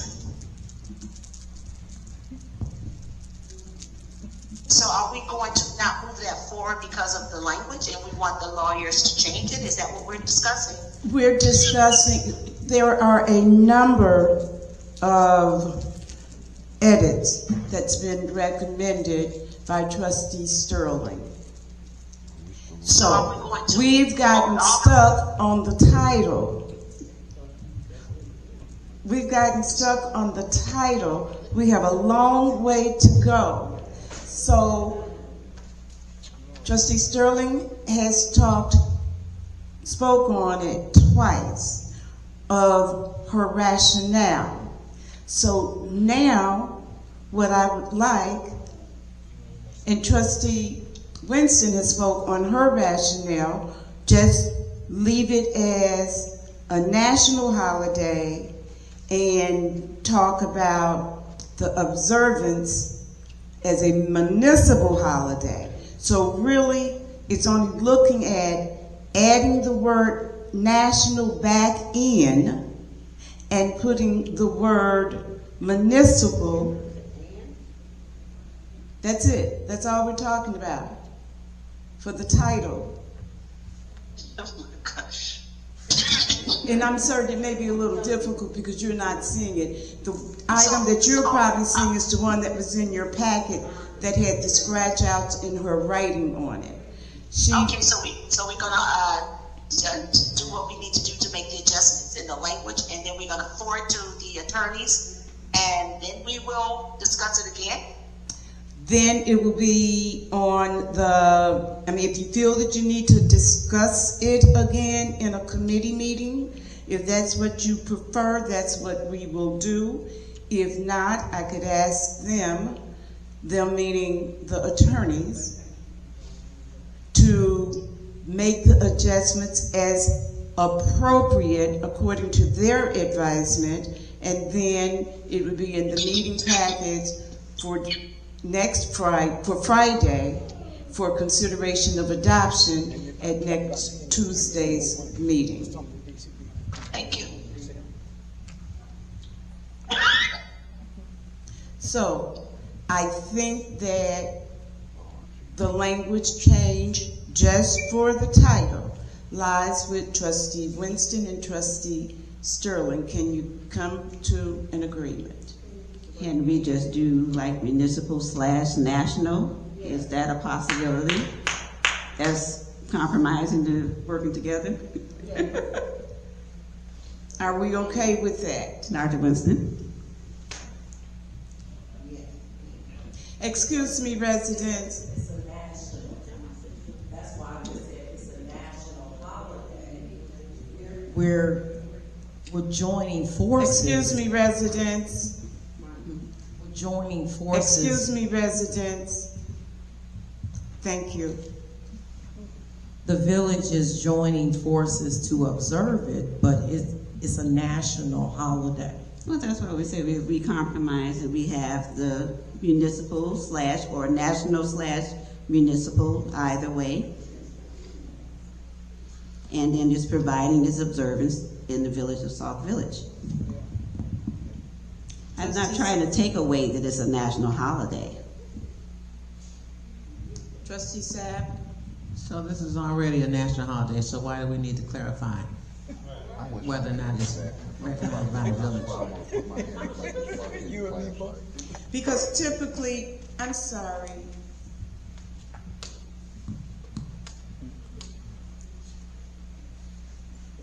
Typically, when we have ordinances and resolutions, and especially when you look at all of the whereases that come along with it, they're giving you historical information. And that's just the nature of it. So we're stuck on the title still. But you're going to see them constantly say, where it, like the first one, where is Juneteenth, National Independence Day? No, that's not what it says. Where is it? Where is Juneteenth observed annually on June 19th, commemorates the emancipation of enslaved African Americans in the United States and serves as a day to celebrate. That's giving you the history too. So we're going to see some of the language over and over, especially under the whereas, because they're giving you the historical knowledge.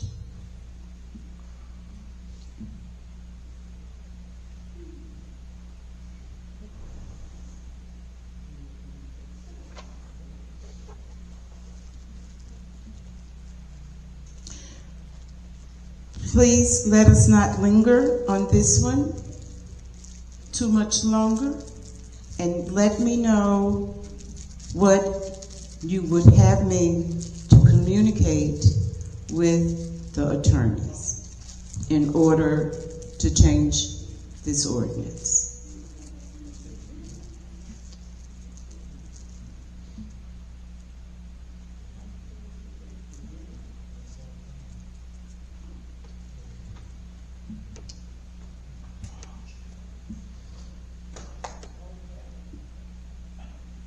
We'll come back to that. Let's go to the whereas.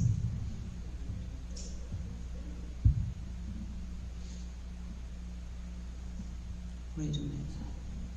Whereas the Juneteenth observed annually on June 19th. Okay, the very first one had no changes. The first whereas. That is correct. No changes. The second one, which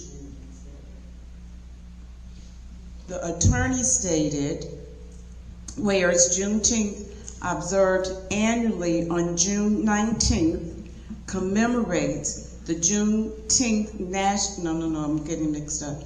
Whereas Juneteenth observed annually on June 19th commemorates the emancipation of enslaved African Americans in the United States and serves as a day to celebrate freedom, equality, and the rich cultural heritage of African Americans.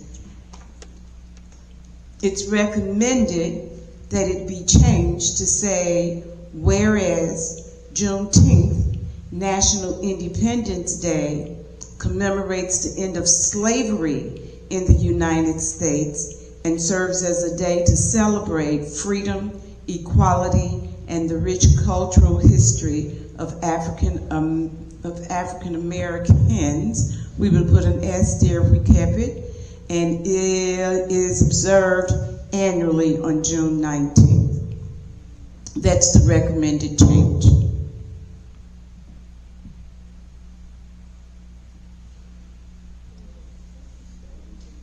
What's your preference? I'm sorry? Thank you. Anyone else want to weigh in?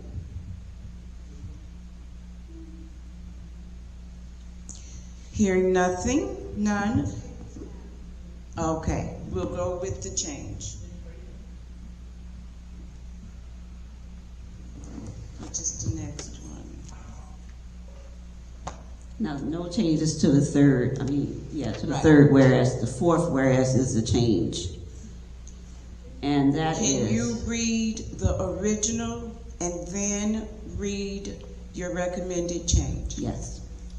Whereas the Village of Sauk Village recognizes the importance of Juneteenth as a day of historical significance and as an opportunity to reflect on the progress made towards equality and the work that remains to be done, and the change is the Village of Sauk Village seeks to recognize Juneteenth as a day, this is still in question, municipal holiday, while providing clear rules for observance and staffing. What's your preference?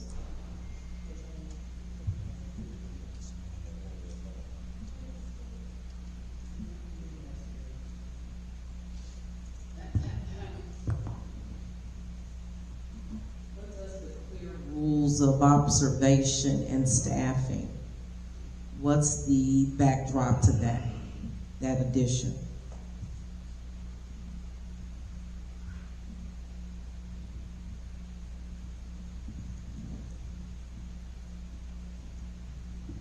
This is going to be kind of touching on what the next whereas. It's going to combine those together because that's what we're going to get into our union and then our unionized employees. So that's why this was leading to, as far as the clear rules for who's going to observe what in the staffing, because that's when you're going to get into like the essential workers, the union workers, non-union workers. So then can we read both of those together? Yes. We go with the original, and that was saying that the village desires to formally recognize and add June 19th as a holiday, and the village to honor the significance of Juneteenth and to encourage education, celebration, and community engagement. I suggested that the village desires to implement this holiday in a fiscally responsible manner consistent with collective bargaining agreements and the personal policy manual. Is that clearly understood?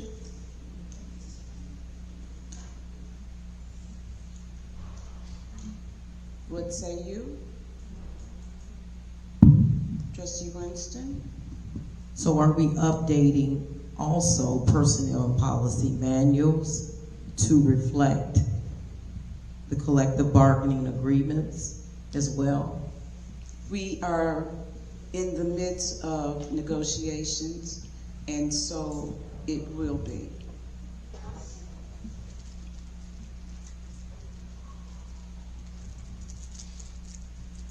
Shall we go with the changes? I think Trustee Sapp, you had said yes before. No?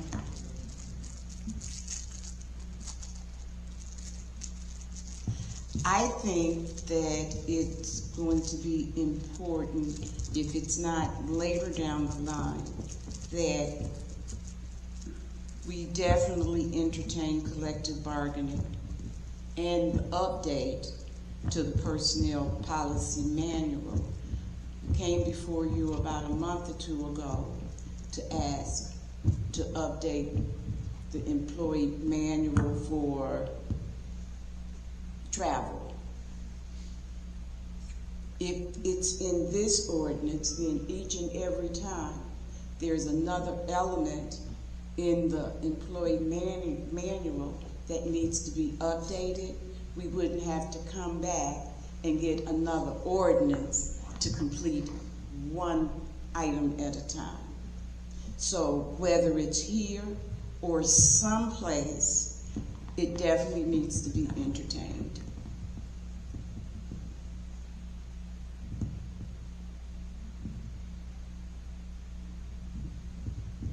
So is that something that we need to work on doing before we bring another ordinance?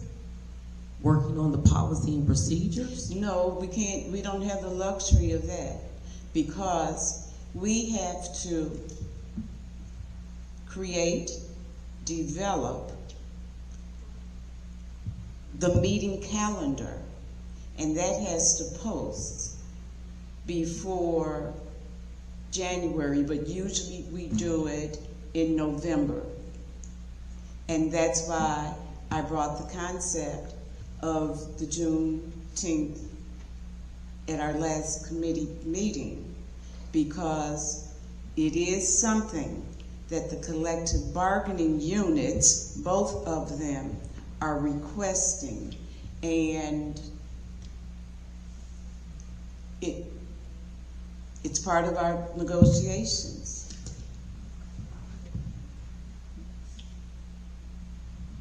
But most importantly, not most, because all of it is important, but we have to start working on next year's calendar.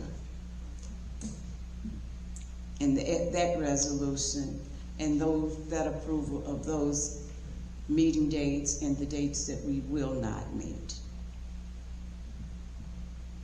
Okay, we have section 1.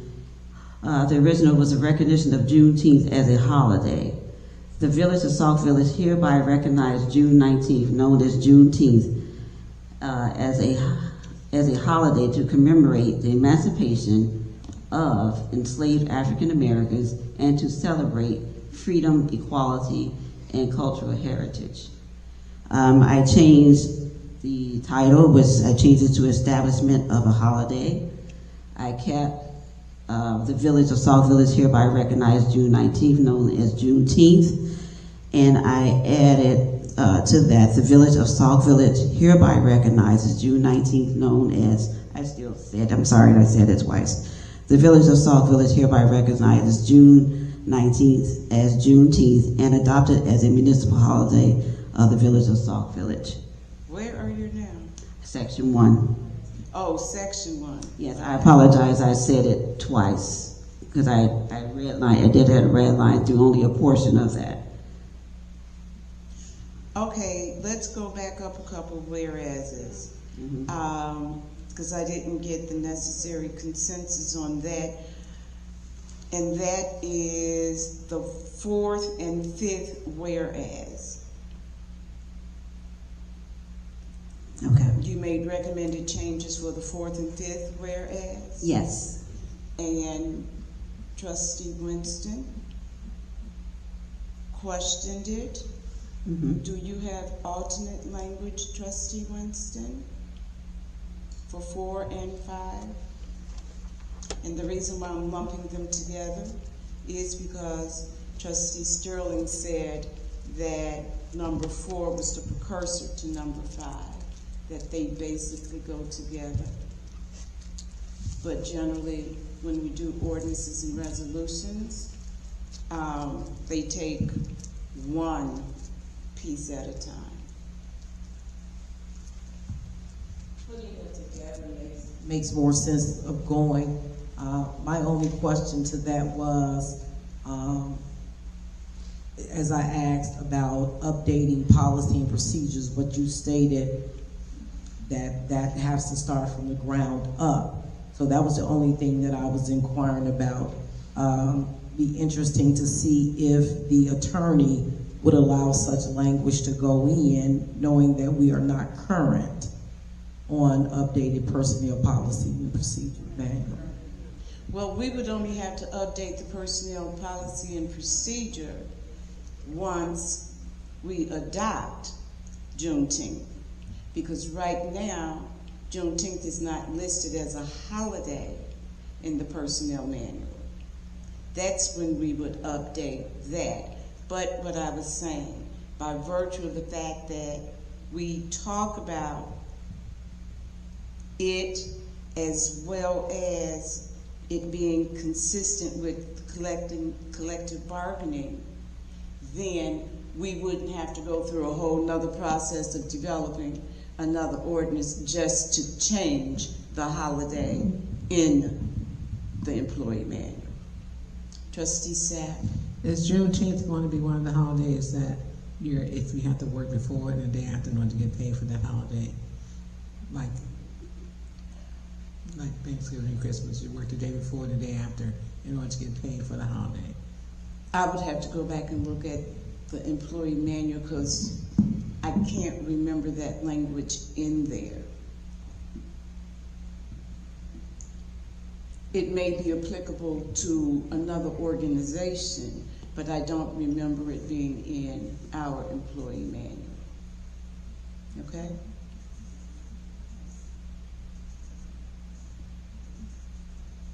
So are we saying leave it in as Trustee Sterling has stipulated and then ask the attorneys if they are in agreement? Because one of the attorneys that will be looking at this is also the attorney who is working on our collective bargaining. Leave it. Thank you. Okay, section 2, I changed the title. It was originally Observance of Juneteenth. I changed it to Observance when falling on a weekend. My only correction was B.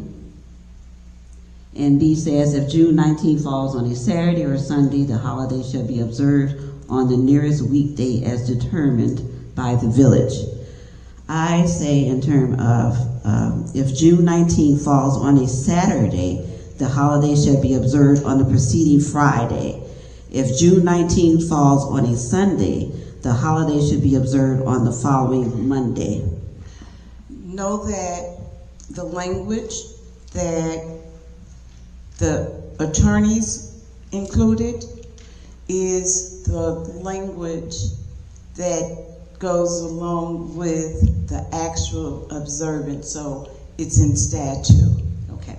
So we will not go with yours recommendation. We will stay with the recommended, which is the national. Okay? Section 3, we have holiday for village employees. I said applicability to employees, CBAs, and personnel policy. And I made corrections to A and B. You mean you made an edit? Yeah, with the editing, if you want to say editing. We did A. It says June 19th shall be recognized as a paid holiday for a full-time village. Wait a minute, I think I got lost someplace. Section 3. Yes. And we're at A. Yes, mine doesn't. Oh, you're reading the old one first. Okay. 19th shall be recognized as a paid holiday for a full-time village employee in accordance with the village personnel policies. And I said holiday benefits for non-union employees, including eligibility, compensation, and time, should be governed by a personnel policy. And then B, we have essential services, including public safety and emergency services, shall continue to operate on this day, and employees required to work on the holiday shall be compensated in accordance with applicable policies or collective bargaining agreements. And I said essential services shall be maintained by the VA and department heads. Public safety and emergency services shall continue to operate on this day, and employees required to work on the holiday should be compensated in accordance with applicable policies or collective bargaining. So it's the same thing for a B. It was just, I was just adding in the VA and department heads. What are essential services are you suggesting to be maintained by them? I was just saying if we have our essential employees who, the people who can't take off during that time, or the people that we need to have here to make sure things are still running on the village. During our holidays? You don't have any essential people? The only ones that we have are the police and public works. Is that correct? And fire. Police and fire and public works are on, and public works.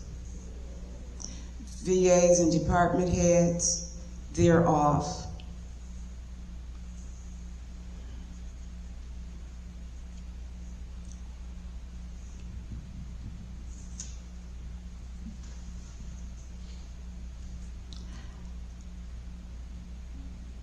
I don't like to do this, but I would recommend that we leave that section as stated. Okay. I understand that with the information. And some of the reason is because some of this exact same language, not necessarily for this holiday because it's a new holiday, but it's the wording that's already existing in the employee manual. Okay. Okay? No. Okay. Section 4, we have public events and programming, and that's what it said, the village shall endeavor to organize or support public events, educational programs, and community activities to commemorate Juneteenth and promote awareness of its historical and cultural significance.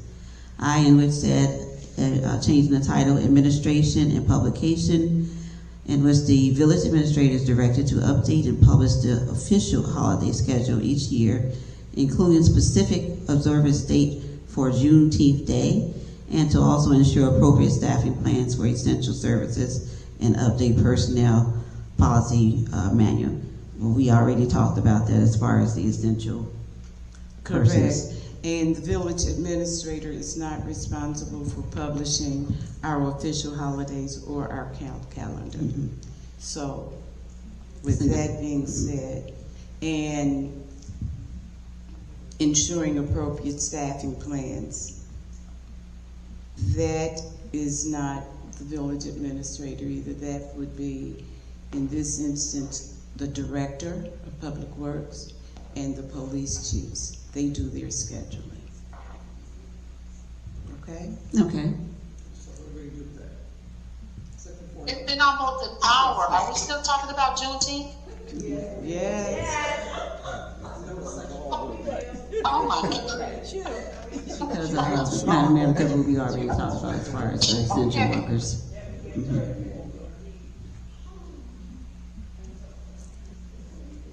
Can I move?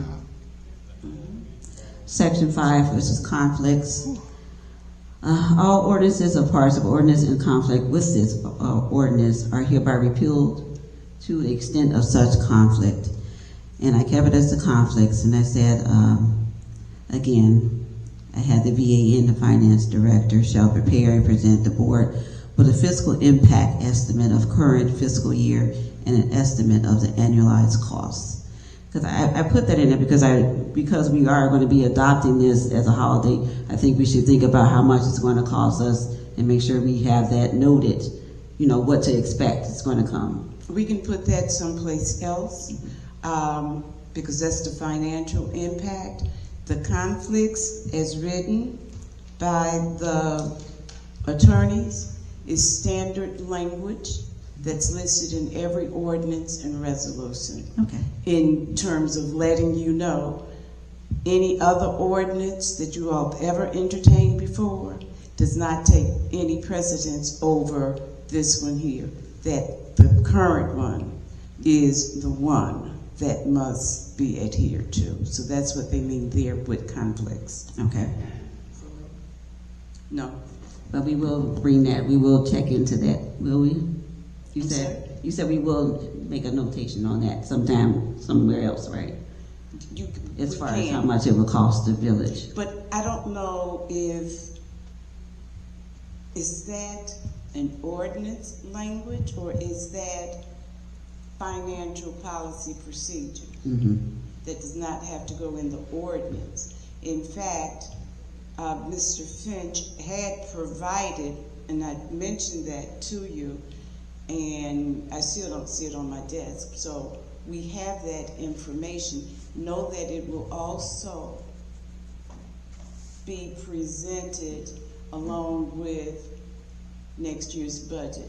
And know that none of this, none of what we're talking about, the monies or anything, will come out of this current budget. Okay?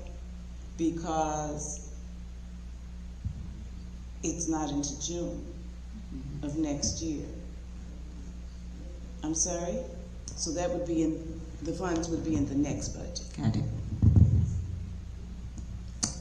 Lastly, we have severability.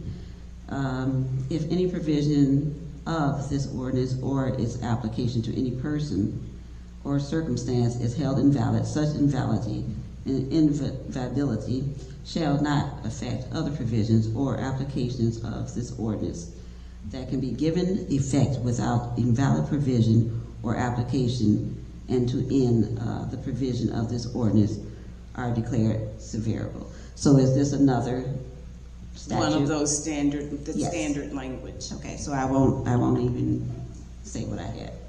Okay. And that's all I had. I thank you for your due diligence in going through this. Thank you. And Thank you for making allowing the me change. to do those changes. And I do appreciate each of the other trustees who weighed in with your points and your vision as well. I'm hoping now I'll send it back to our attorneys with the hopes that when you see it again next Friday, that it would be something that you'd be willing to vote on, and we can just move forward with it. Yes, clerk. Did we decide what we're gonna do with the title? I thought we just went on, we didn't go back to that. And number two, I wanted to review the notes that I've taken, if it's okay. No, I took notes, so yes, so that's okay, thank you. I wouldn't mind retyping this. You don't have to pay the attorney to do it. The clerk can do that. That's fine. But I would need clarification in order to do that. What did we decide on the title? So can we make a determination now? Right, we can't, we left it because we got stuck on it.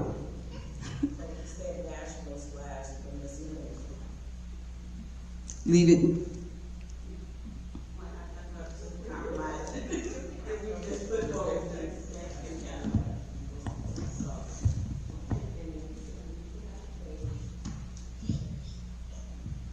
Do we want to do slash or do we want to say and?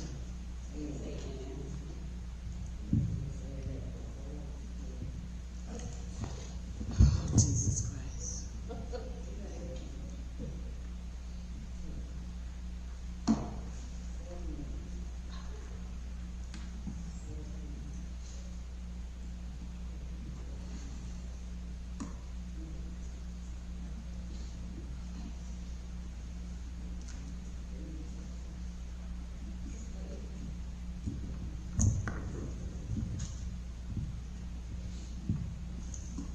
Shall we move on?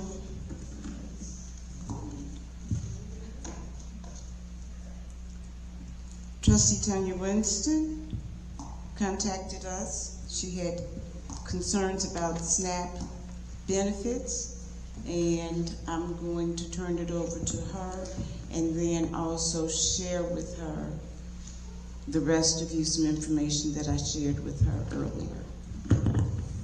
Good evening, Mayor, Board of Trustee, and our residents. It is no surprise to any of us what our state, United States, is in. We are currently in a 21-day shutdown of the federal government. They are proposing, which last week an email was sent out stating about the potential shutdown for SNAP benefits. I am proposing to be more proactive rather than reactive within our village and our community. I did put a form at the back table with some food pantries, and thank you, Trustee Sterling, for posting on your social media some of these same sites. The sites that I have on the back table are sites that I personally made contact with.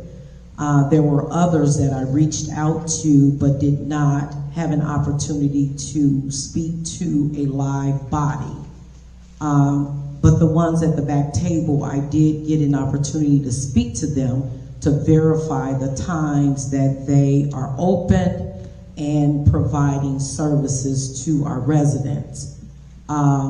There are 4 back there. Number 3, which is Respond Now, who happens to come into our village on Tuesdays from 10:30 a.m. to 1 p.m., are returning back to their main branch that is designated to reopen November the 3rd. That branch, I do have their hours on the form that they will be open Monday, Wednesday, Friday. They are here on Tuesday, but they will be open at their main branch Monday, Wednesday, Friday from 9 a.m. to 3 p.m. and then Thursday from 1 p.m. to 3 p.m. My reason for doing this is, again, to try to provide as much assistance to our residents in the face of this shutdown of SNAP benefits. Now, speaking with officials at Springfield and talking about how this is going to impact the state of Illinois, and I was told that the state of Illinois does have reserve funds to potentially support our Illinois SNAP benefits for the month of November and December. After that, then it could be an impact for the state of Illinois. What I am in the process of creating is a community communications plan where I would spearhead,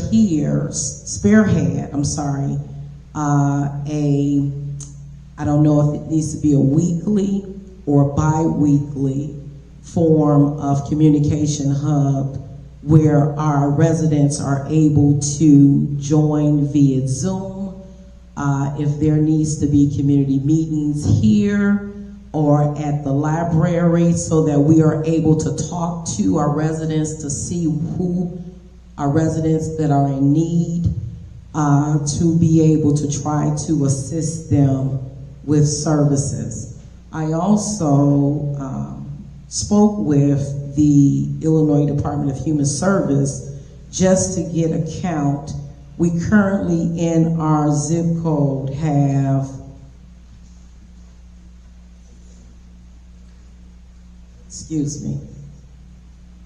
we have a total of 11,596 people who are receiving some form of assistance from the Illinois Department of Human Services. So again, attempting to be proactive versus reactive. So by next week, Mayor, I will be proposing the community communications plan to you and the board to also present it to our residents of what's in place in the event of, and that is possibly something that we can just simply maintain in the event of any type of community disaster that we already have in place where our residents are able to tune in. Thank you. Is that something that you want on the agenda? I can give it in my report if possible. Okay, that would be fine. Thank you. Thank you for your time and effort, and know that, as I was mentioning to you, I spoke to the Chicago Food Depository as well, and he was going to get back with me, but he did say that Illinois is saying that they don't think that they have the capacity to help all of Illinoisans during this process, because we have more than 200 million in Illinois proper. He was going to now look at the primary partners that they have that serve Sauk Village, which are the three that's on your list: Grace, Emmanuel, and the one that we host over here in the community center. He was going to look to see if he can pull that data for us. And that's going to give us a more realistic number as we look at communicating and also what we can do going forth to support our residents, because that number is going to be a lot lower than the 11,000 that they gave you for the 60411, because 60411 encompasses at least 3 of our communities. Okay, so we'll just keep talking, but it's just really a wonderful idea. I thank you for being forward thinking and bringing this. Trustee Sterling. 2 questions. Dr. Lister, so when you said the Respond Now, you said they're going to be operating from their other hub. Is it the address on the sheets in the back for the new hub? Okay.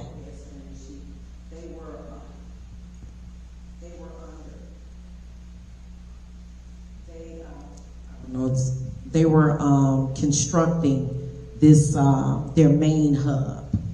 They were constructing it, but when I spoke with her, she's stating that they should be back. The estimated date of being back in that main hub is November 3rd. Okay.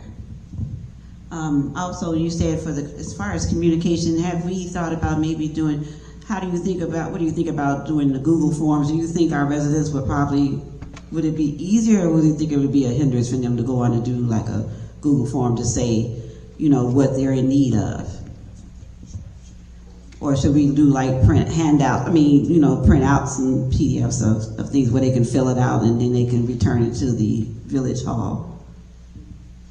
When we're comprising a communication plan, we have to look at all facets of our residents. Some that are techie savvy, some that are not. Mm-hmm. So all of that, handouts, Zoom meetings,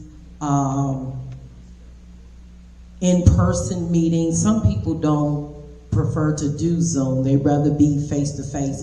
So I think it's just something to comprise for us to have in place. So we're getting ahead of the ball and not trying to catch up to the ball. So, just trying to think of different things. Absolutely. Because it's like communication is detrimental here. I mean, it's hard to get to people out here in the village other than you trying to go out there physically to the doors or whatever. Because a lot of times, like I say, they're not on social media. A lot of people are not on social media. And like I say, you're thinking about our elderly people who try to figure out how to communicate with them. And some of it also can be handouts going out with mail, where we're able to mail out to let them know about it. But again, it's about constructing something and putting something in place. So in the event of emergencies, we're not trying to develop the plan in the midst of the emergency. And my last question for tonight. You add two right then. Yeah. Let's go to Trustee Sapp. I'm sorry. And then we'll come back to you. Okay. Trustee Sapp. My question is, are we doing our annual food giveaway that we normally do every year? The turkeys? That's for Christmas. In November, the only thing that we do is we do the luncheon, dinner, brunch, whatever it's being called. So we do still plan to do that, and I believe that's November the 20th. But the actual full-grown meals are not until Christmas. And we call that holiday cheer. I'm sorry, we're back to you. Okay, I know you said did you talk to the Greater Food Depository people? Yes. Oh, but they haven't gotten back to you, though. They may have, but he was going to text me, and my phone is in my office. Okay, I was wondering, because I was like, with them, is it possibly like with the village, do they have like the opportunity to have where they can deliver food and we can have like a food drive thing? That's what I asked. That's what you want to do? He's only been here less than a year. He started at the beginning of the year. So all of the questions that I asked, he was going to check with his superiors, and then he was going to respond back to me either today or in the morning. But I let him know that we were having this meeting and it's on the agenda. So he thanked us profusely for being so concerned and caring, and he said that he was going to make it a priority of his. So as soon as I can, I'll let you know what that response is. Anyone else? Again, Trustee Winston, thank you very much for being so forward-thinking and bringing this. And I did read your article too. It was shared with me because I don't usually just see your items on Facebook, but someone shared it with me. And so I thank you for that outreach as well. Okay? Thanksgiving, November 20th. Is it a time set for that?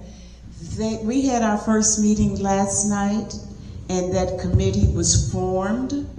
And so I believe their first meeting is coming up, and they will be doing all of the planning. So when they get back to us, I will let you know.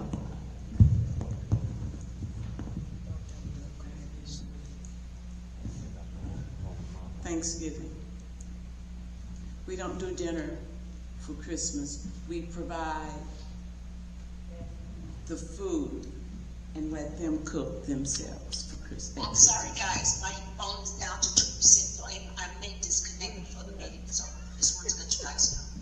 Well, my suggestion is, and I mean no harm, but I would think that you would rather go ahead and put it on a charger now while you still have some power, because then if you let it go all the way down, then you're not going to have access to your phone for at least almost an hour. Oh, well. No, it probably hung up. She said she had less than 2. And those little things, they go down quickly. Okay. The next thing on the agenda is public comments. All questions and comments should be directed to me. You speakers, you may comment on any matter concerning the business of Sauk Village. You're going to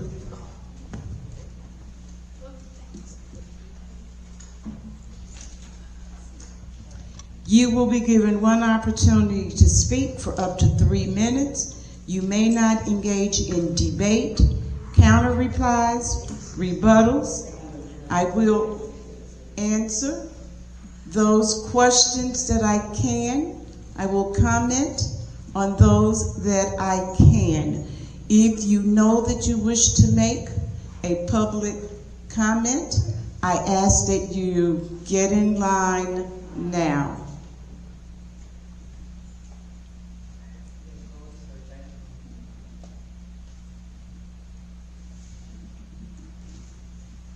So how many? I can't see. 1, 2, 3, 4, 5, 6. We have 6 people in line. That is the last, I believe.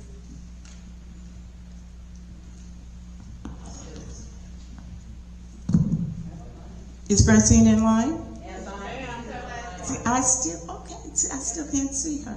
She's our last one. Okay, Francine is the last one. We can go now.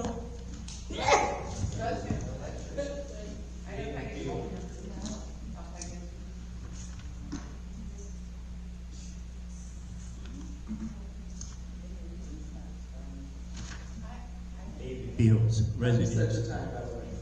Good evening, Madam Mayor, Board of Trustees.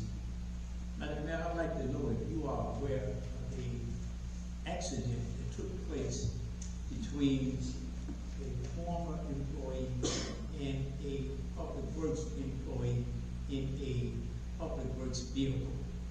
As to where one employee got hurt, and that upon that, the passenger was the person that was sent to take a drug test by the authority of the village administrator instead of the driver.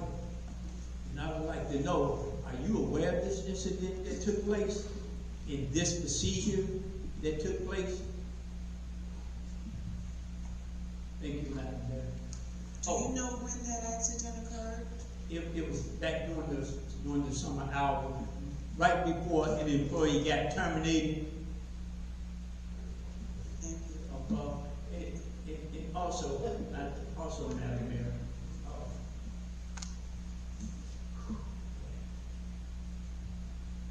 it seems as if these meetings get longer and longer.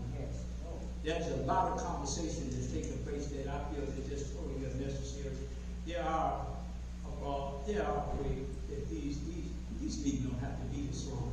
It really doesn't. And I'm quite sure a lot of the residents, if you notice, this room it's less and less of people coming to these meetings, and when they're coming, they're leaving. They're leaving because of all the things that's being said unnecessarily here. There's things that's coming up on the agenda that's already been voted on that's coming back up again because the trustees' votes is not being respected and carried on. You know, it's just too much backwards and forward that's going on right now. Because all of this time spent up in here is totally unnecessary. I understand some people don't have anything to do, you know, but then there are other people that should be considered that does have other things to do. So back to the question I just asked. I would like to know, Madam Mayor, are you aware of that incident that took place? I am aware of an accident or incident, but I'm not certain if I know all that you know. Okay? So it's something that's worthy of my research. Thank you.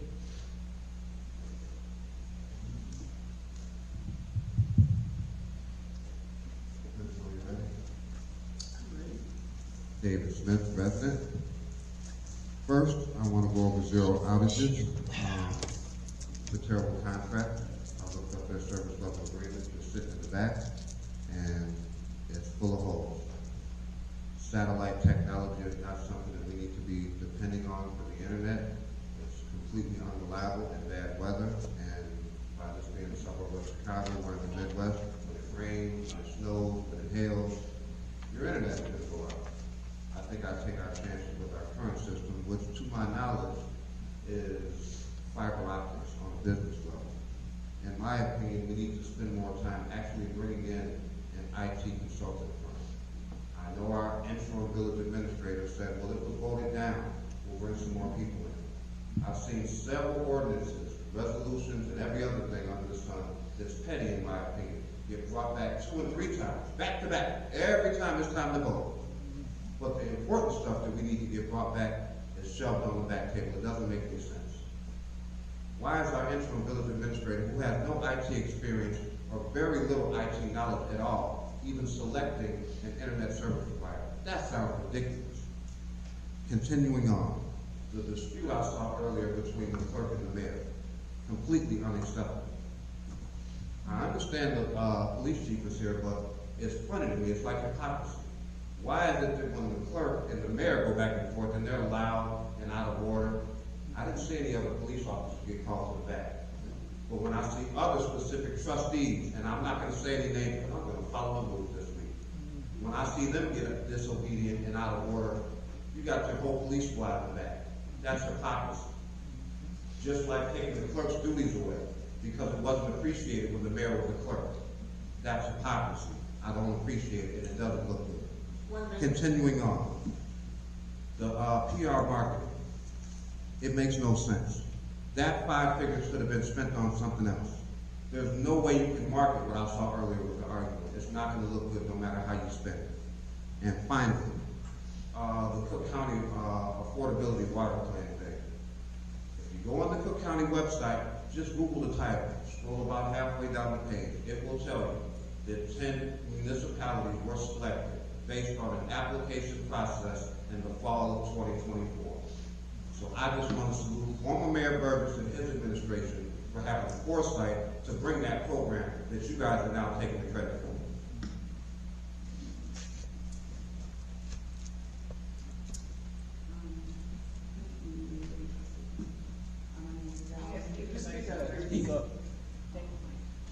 My name is Valerie, and I just purchased my home in April. And since I moved in, my car was broken into, and some of my work equipment was stolen. And thank God that my equipment had tracking devices on it, which traced them to be stolen at the Sauk Village Water Department.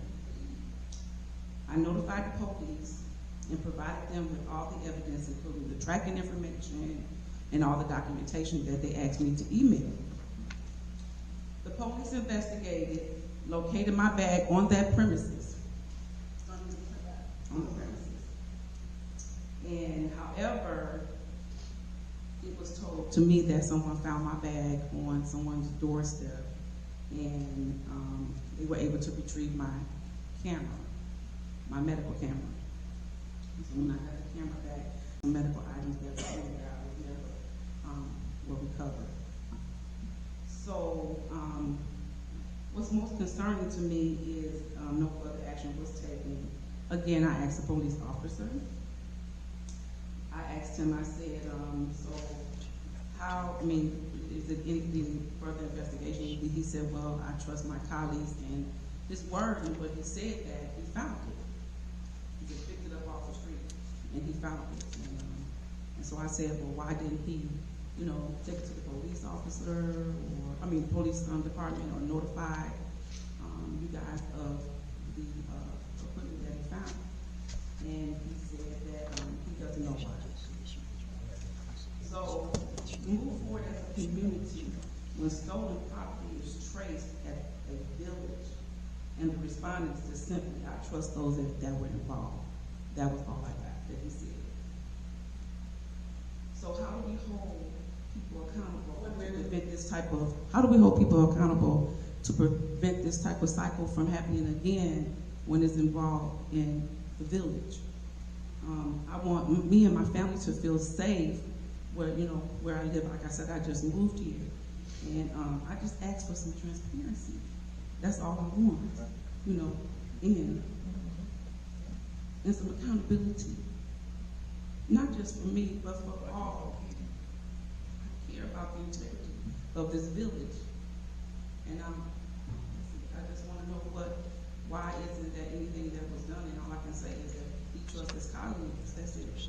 You know, where do we go from here? Where do we go from here?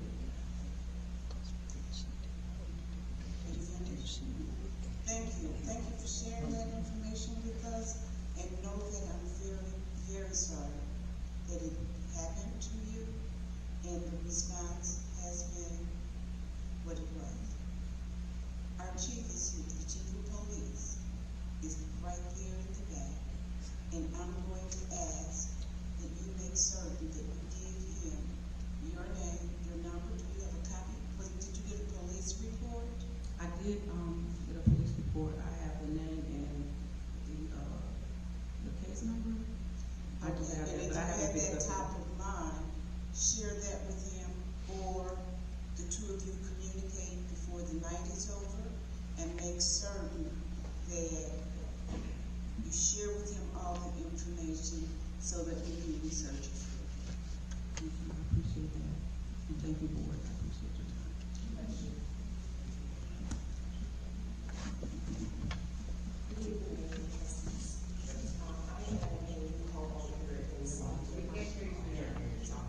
I'm a new homeowner here at Sauk Village. Tell us your name, please. My name is Stephanie, I'm sorry. Stephanie? Yes. Stephanie, last name? Stephanie Brown. Brown. I have two issues. Back in July, I actually emailed the mayor regarding some concrete that was pulled up in front of my home, and it was never replaced.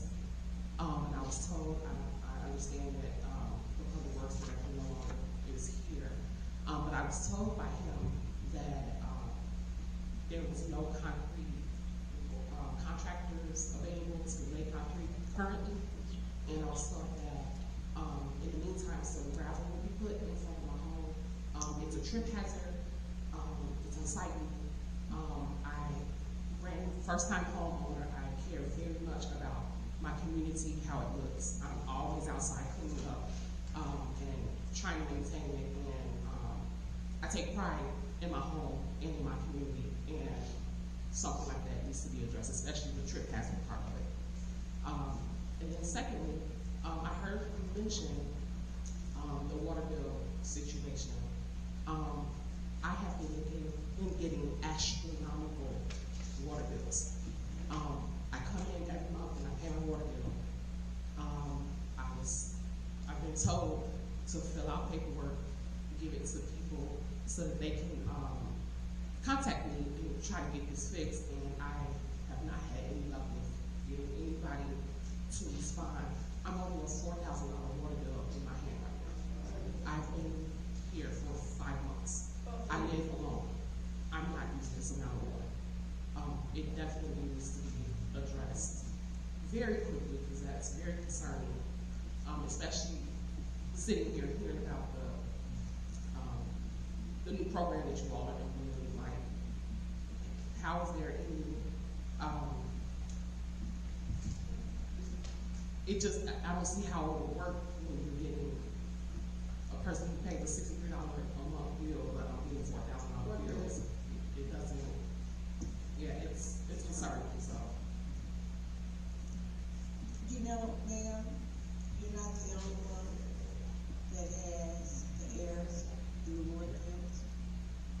It has been happening, and what we continue to tell residents is the amount that's on the left side, which is the 63, is probably 6320 or 6350 at the top, and not top, but the middle left side. That's about the amount of water you use on a monthly basis. So therefore, regardless of what it tells you or states on the right side of your bill, I'm going to say please disregard that and pay only the 63 or whatever.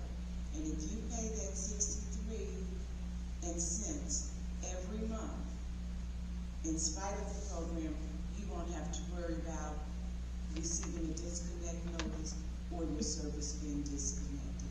But know that we are working to correct those water bills, because it can be unnerving, and especially mine has not gotten up to the 4,000 mark, nor the 9,000 with another lady that I spoke with today.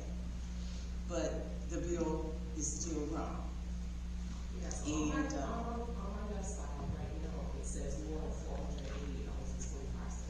So when I come in to pay the bills, they say, hey, pay 63 and change, which is what I've been doing every month. that's what you're gonna need to do. Just do that, you'll be okay.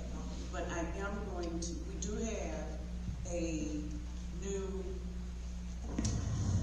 public works director now, but he just started yesterday, really today.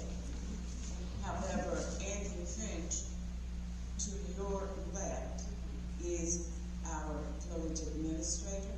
I'm going to ask that you give him your information so that we can pick up where we left off. And give him that tonight before we leave. Okay? You're more than welcome.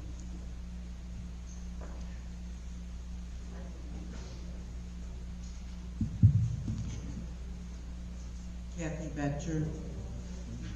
Last week, a resident brought up the fact that the village couldn't pay the overtime for public works to repair a water main break, and wanted to know how we were going to make it through to be able to pay our bills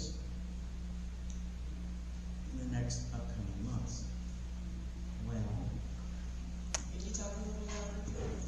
this falls on the trustees that voted against the line of credit.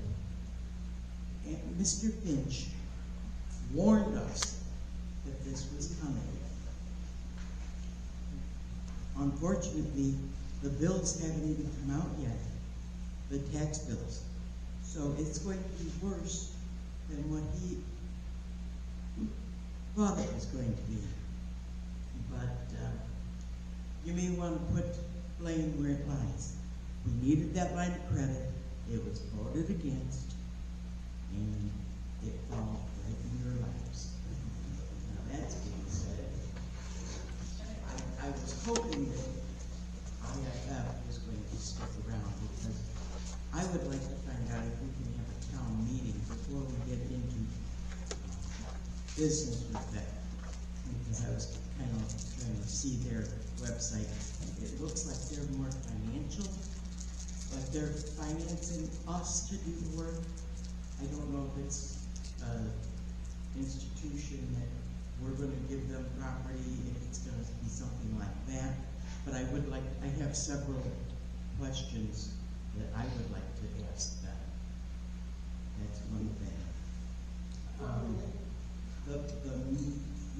market, butcher shop, whatever they're, I would love to have a fresh butcher shop here if that's what they're planning on doing. Last thing, the water bill thing, what is going to be the initiative for the people that are getting their bills paid to continue to pay them if they're getting where they're not going to get their water bill, their water shut off for 6 months? That's kind of like saying, here, you don't have to pay the water bill. We'll pay this, but you know, continue to pay. There needs to be something in place to ensure that they pay their water bill afterwards. That's all I have to say. Thank you. I do want to respond to a couple of things that you mentioned. And the first one was overtime. The comment to the resident was not, we can't afford to pay overtime. That's what he said. Regardless, but I just want to clarify. So, in actuality, the water main break was on the old system. We had contractors in working on the new system in the same area. So therefore, and they were going to work on it, disconnecting the old system and bringing to forth the new system that Monday morning. So it did not make sense to throw good money after bad by paying some people to come in to repair a system that was going to be shut down in less than 48 hours. That's what that was. I agree, but that was not my point. My point Was the line of credit. Yeah. Right. But that was a whole different point, and I appreciate that point too in terms of the line of credit. All of you made very good points. They are a financing company. They don't want anything from us other than to help us get whatever it is that we feel that we want and need. What is that? Oh, know that the new place that presented, he didn't say that they were a butcher shop. They will be serving meat, but then they will trim meat as needed. But to me, when we say butcher block, I'm taking the whole loin and making chops out of it. You know, that's what I think of that. I don't know what to say about the last thing. I would hope that after some residents are able to get their bill in order, that would give them the incentive to continue keeping it up to date. I can only hope. Okay?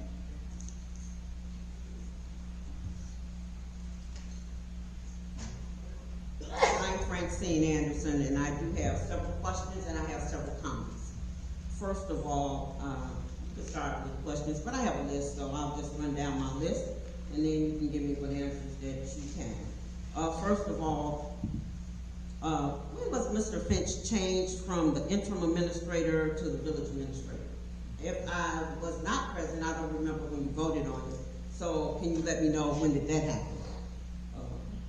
To this point, all of the information talking about changing the internet from the police department in this main building here, the police department has always had a backup for their internet and any other things that's powered in the police department.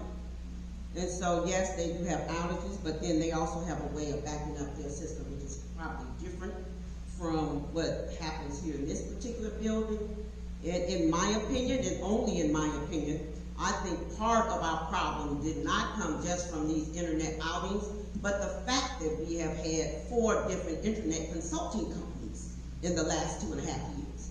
So, if our system is being hacked, maybe we need to be looking at the people that we previously, which the other 4 trustees got rid of for different reasons, why they are hacking our systems. Probably to get back in because they haven't been paid. Because remember, we went through this time in our village history where we did not pay our bills. The other thing is, Madam Mayor, I don't understand why is it that you and the village clerk are having problems. First of all, the same things the village clerk is asking from you is the same things you asked from the previous mayor. So is this micromanaging or what? I have no idea. But as long as I've been here, and I'm on year 40, the clerk has been the person responsible for the package. So I don't know why it's got to be a change. I don't understand why y'all got this argument going on. But the duties of both are specified in the state statute. So, can we just go back to doing what the statute say y'all supposed to do? The next question is that during Trustee Sterling's presentation on Juneteenth, I don't understand why we have to go through every little and part of the presentation when she could have just went through, did her explanation, then you guys went back and chopped it up. But by the way you did it, you took up 48 minutes. And I am like Mr. Fields. It doesn't make sense for us to be here in these meetings to now it is 10:20. And I got here late today. So I ain't even upset about that. The other thing is for the 2 new residents, I will say this, I hope that you will spend some time with them and explaining to them that yes, some of our systems, including our water system is broken, that you are working on it. And I'm sorry, ladies, but it's been broken for a while, and it's going to take some more stuff besides just talking it in for it to be fixed. So the other part of fixing it, for someone to have a $4,000 water bill, ma'am, you have already been on television to explain that, but I hope that you would be more intentional about talking to our new residents. My last comment would be for Trustee Winston. I appreciate your list of food pantries, and we have one that unfortunately that was left off, and that's total praise for Pastor Pitts here in Sauk Village. Sauk Village has 4 of its own. Is it my time, ma'am? Oh, okay, thank you. Now, I'll stay so you can address mine. Oh, I have no responses to your questions or your comments. Thank you. The next item on the agenda is executive board. And we definitely had some items for executive board. As promised earlier in my report, I stated that I had information on all of the people that will be brought in or that we are bringing in. And I don't want to go into executive board at 10:20 at night because I really had projected that we would probably be in executive board for an hour and a half. And I'm not certain what to do at this point.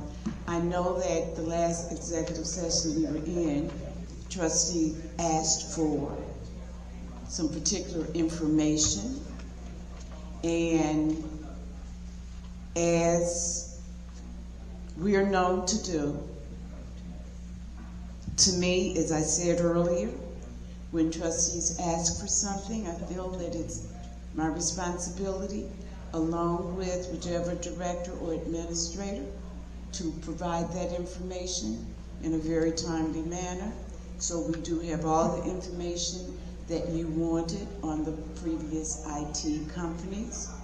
And as I said, I have the information on the new hirees. But I think that maybe it should be postponed until next week's meeting. It will be at the top of the meeting. That's when we have executive closed session. So we have one other agenda item, and that's general comments by the trustees and the mayor. And I'll entertain those now. My suggestion is, rather than to go to each one of you and you say no comment, I would say, if you have a comment that you want to make, can you please raise your hand? No one is raising their hand, and so therefore the mayor will not raise hers or open her mouth either. So therefore, I'm going to ask for a motion to adjourn. It's been moved and seconded to adjourn the meeting at, what's that, 10:25. May I have approval by common consent? Aye. Thank you very much. Have a good night.